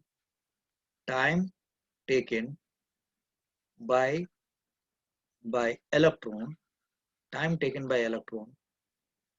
to reach from B to A, B से जाने में कितना time लगेगा? तो C length is L and VD is drift velocity, divide कर दिया. Now somebody say why you are talking about this electron only? बाबा हमें current density and drift velocity के बीच का रिलेशन चाहिए. तो करंट डेंसिटी तो करंट अपॉन एरिया होता है, तो हमें करंट भी चाहिए. अब हमें यहाँ पे तो इस कंडक्टिंग वायर का रेजिस्टेंस के बारे में हम अभी कोई बात करना ही नहीं चाहते. We don't want to talk about resistance and current के बारे में अभी कोई बात नहीं करना चाहते हैं. हम उसको बाईपास करके ये टॉपिक पढ़ रहे हैं. So now the point is, और वी बिलीव दैट कि वो तो तुमको आता ही है, 10th क्लास में पढ़ा आपने. तो अगर इसके अंदर जितना चार्ज है और हम यहाँ से जो इलेक्ट्रॉन को यहाँ आने में कितना टाइम लगेगा, वो L अपॉन VD है. और जितना टाइम इस इलेक्ट्रॉन को यहाँ से यहाँ आने में लगेगा, इतने टाइम में इसके अंदर के जितने भी चार्ज हैं वो सब इस क्रॉस सेक्शन से पास कर जाएंगे. Why I am not talking about this particular cross section? भाई यहाँ से यहाँ तक पहुंचने में तो कम ही टाइम लगेगा. सो हम कौन सा क्रॉस सेक्शन कहाँ पे ले रहे हैं, फिर हमें एक पैरामीटर और चूज करना पड़ेगा, क्योंकि बी से इतने डिस्टेंस पे हमने कोई क्रॉस सेक्शन लिया, फिर यहाँ से यहाँ तक जाने में कितना टाइम लगेगा, फिर इतने टाइम में सिर्फ इसके अंदर के चार्ज ट्रेवल कर पाएंगे. हम वैसा भी कर सकते हैं, बट ये खामखा स्टेप बढ़ाने वाली बात होगी. तो अगर हम सिर्फ एंड क्रॉस सेक्शन पे खेल लें, तो हमें उस एक्स्ट्रा पैरामीटर को डालने की जरूरत नहीं पड़ेगी. ये बात जो मैंने समझाई है वो लिख नहीं रहा हूँ, ये वीडियो सुनने से ही आपको याद रहना चाहिए कि that is very important what I have discussed to you. So then time taken by electron to reach from B to A is L upon VD, and within this time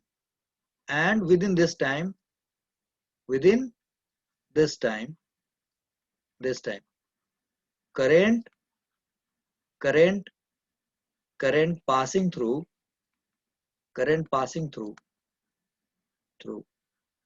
cross section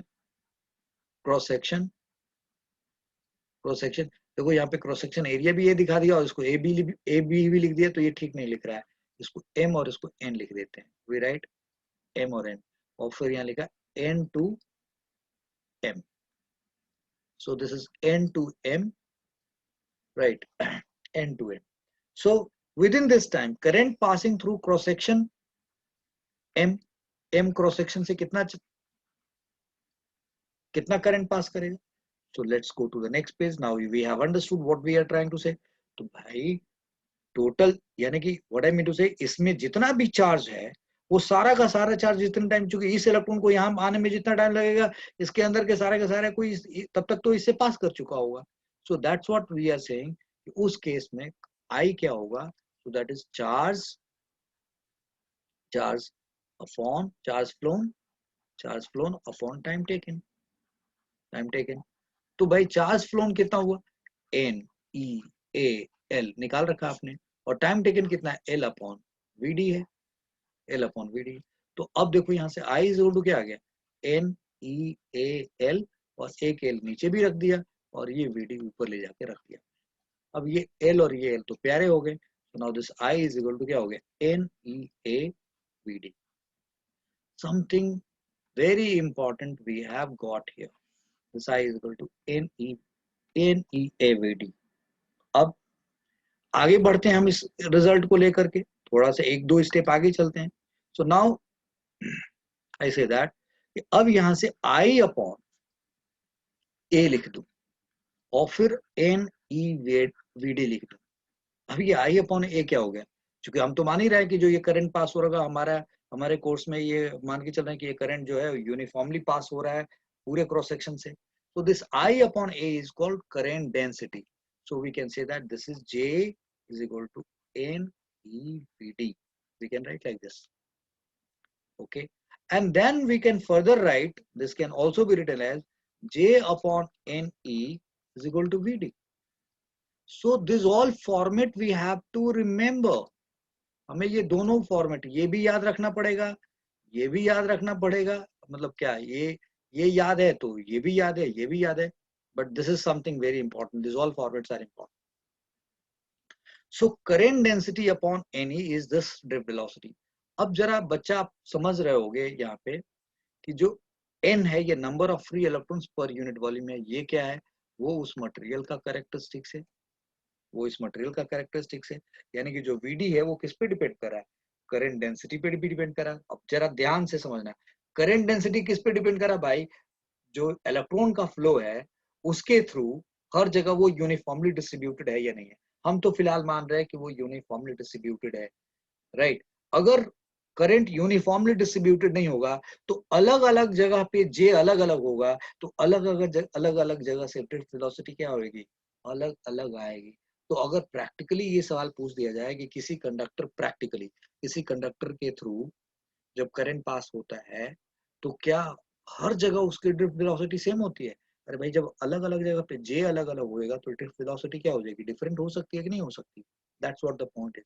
anyway, ये बहुत microscopic बात थी, हमें इतना detail में हमें नहीं पढ़ाया जा रहा है कोर्स में, मैंने वैसे डिस्कस कर दिया है। तो ये हमने current density and drift velocity हमने पढ़ लिया। अब आपकी एक ड्यूटी बनती है बच्चों कि मैंने ये जो सब कुछ पढ़ाया है इसके ऊपर अगर अब आपको आपके बुक में क्वेश्चंस मिलेंगे, ये दे रखा वो दे रखा है, ड्रिफ्ट वेलोसिटी का यूनिट मीटर पर सेकंड ही होएगा, करंट डेंसिटी का बता ही दिया आपको ये, तो इसमें कोई ऐसी नई फिजिकल क्वांटिटी जिसका यूनिट डायमेंशन बताना उसकी जरूरत नहीं है। अब आपके बुक में जो क्वेश्चंस मिलेंगे वो बड़े स्ट्रेट फॉरवर्ड होंगे कि भाई ऐसा है, ये दे रखा है, ये दे रखा है, ये निकालो, एंड आप उसके बेसिस पे आप क्वेश्चन सॉल्व कर सकते हो। तो इस तरीके से ये पूरा का पूरा लेक्चर खत्म होता है आज का। So guys, this lecture I believe आपको अच्छा लगा होगा, तो कमेंट्स के थ्रू और by pressing like button let us know that you are liking it, and I request all of you to subscribe the channel. Please let your friends know about this particular channel and it must be spreaded. And एक बात मैं आप लोगों को ये कहना चाहूंगा कि आप में से बहुत लोगों को ये गलतफहमी नहीं होनी चाहिए कि सर सिर्फ सीबीएसई लेवल के लिए पढ़ा रहे हैं या बोर्ड लेवल के लिए पढ़ा रहे हैं, ऐसा कतई नहीं है। सारे कॉन्सेप्ट्स बिल्कुल तरीके से आपके सामने प्लेट किए जा रहे हैं, सर्व किए जा रहे हैं, और इन्हीं कॉन्सेप्ट्स के बेसिस पे हर अच्छा सा अच्छा न्यूमेरिकल क्वेश्चन और छोटा सा छोटा न्यूमेरिकल क्वेश्चन भी सॉल्व होएगा। एंड जब न्यूमेरिकल सेक्शन, जब इस हर हर चैप्टर के साथ जब मैं न्यूमेरिकल क्वेश्चन सॉल्व करके दिखा रहा होता हूँ, तो आप देखोगे कि वहां पे यही फंडामेंटल लग रहा है। So I am giving you the comprehensive lecture of the topic. I am not taking any fact out, और I am not adding anything additional factor which is not within our course. सो जो भी हमारा syllabus है, उस syllabus को ध्यान रखते जो भी कॉम्प्रिहेंसिव बनता है, उस कॉम्प्रिहेंसिव लेक्चर को हम आपके सामने रख रहे हैं, ताकि you should be highly benefited, right? Thank you very much. God bless you for watching for such long time. So keep sharing, keep liking, keep promoting. Thank you very much. God bless you.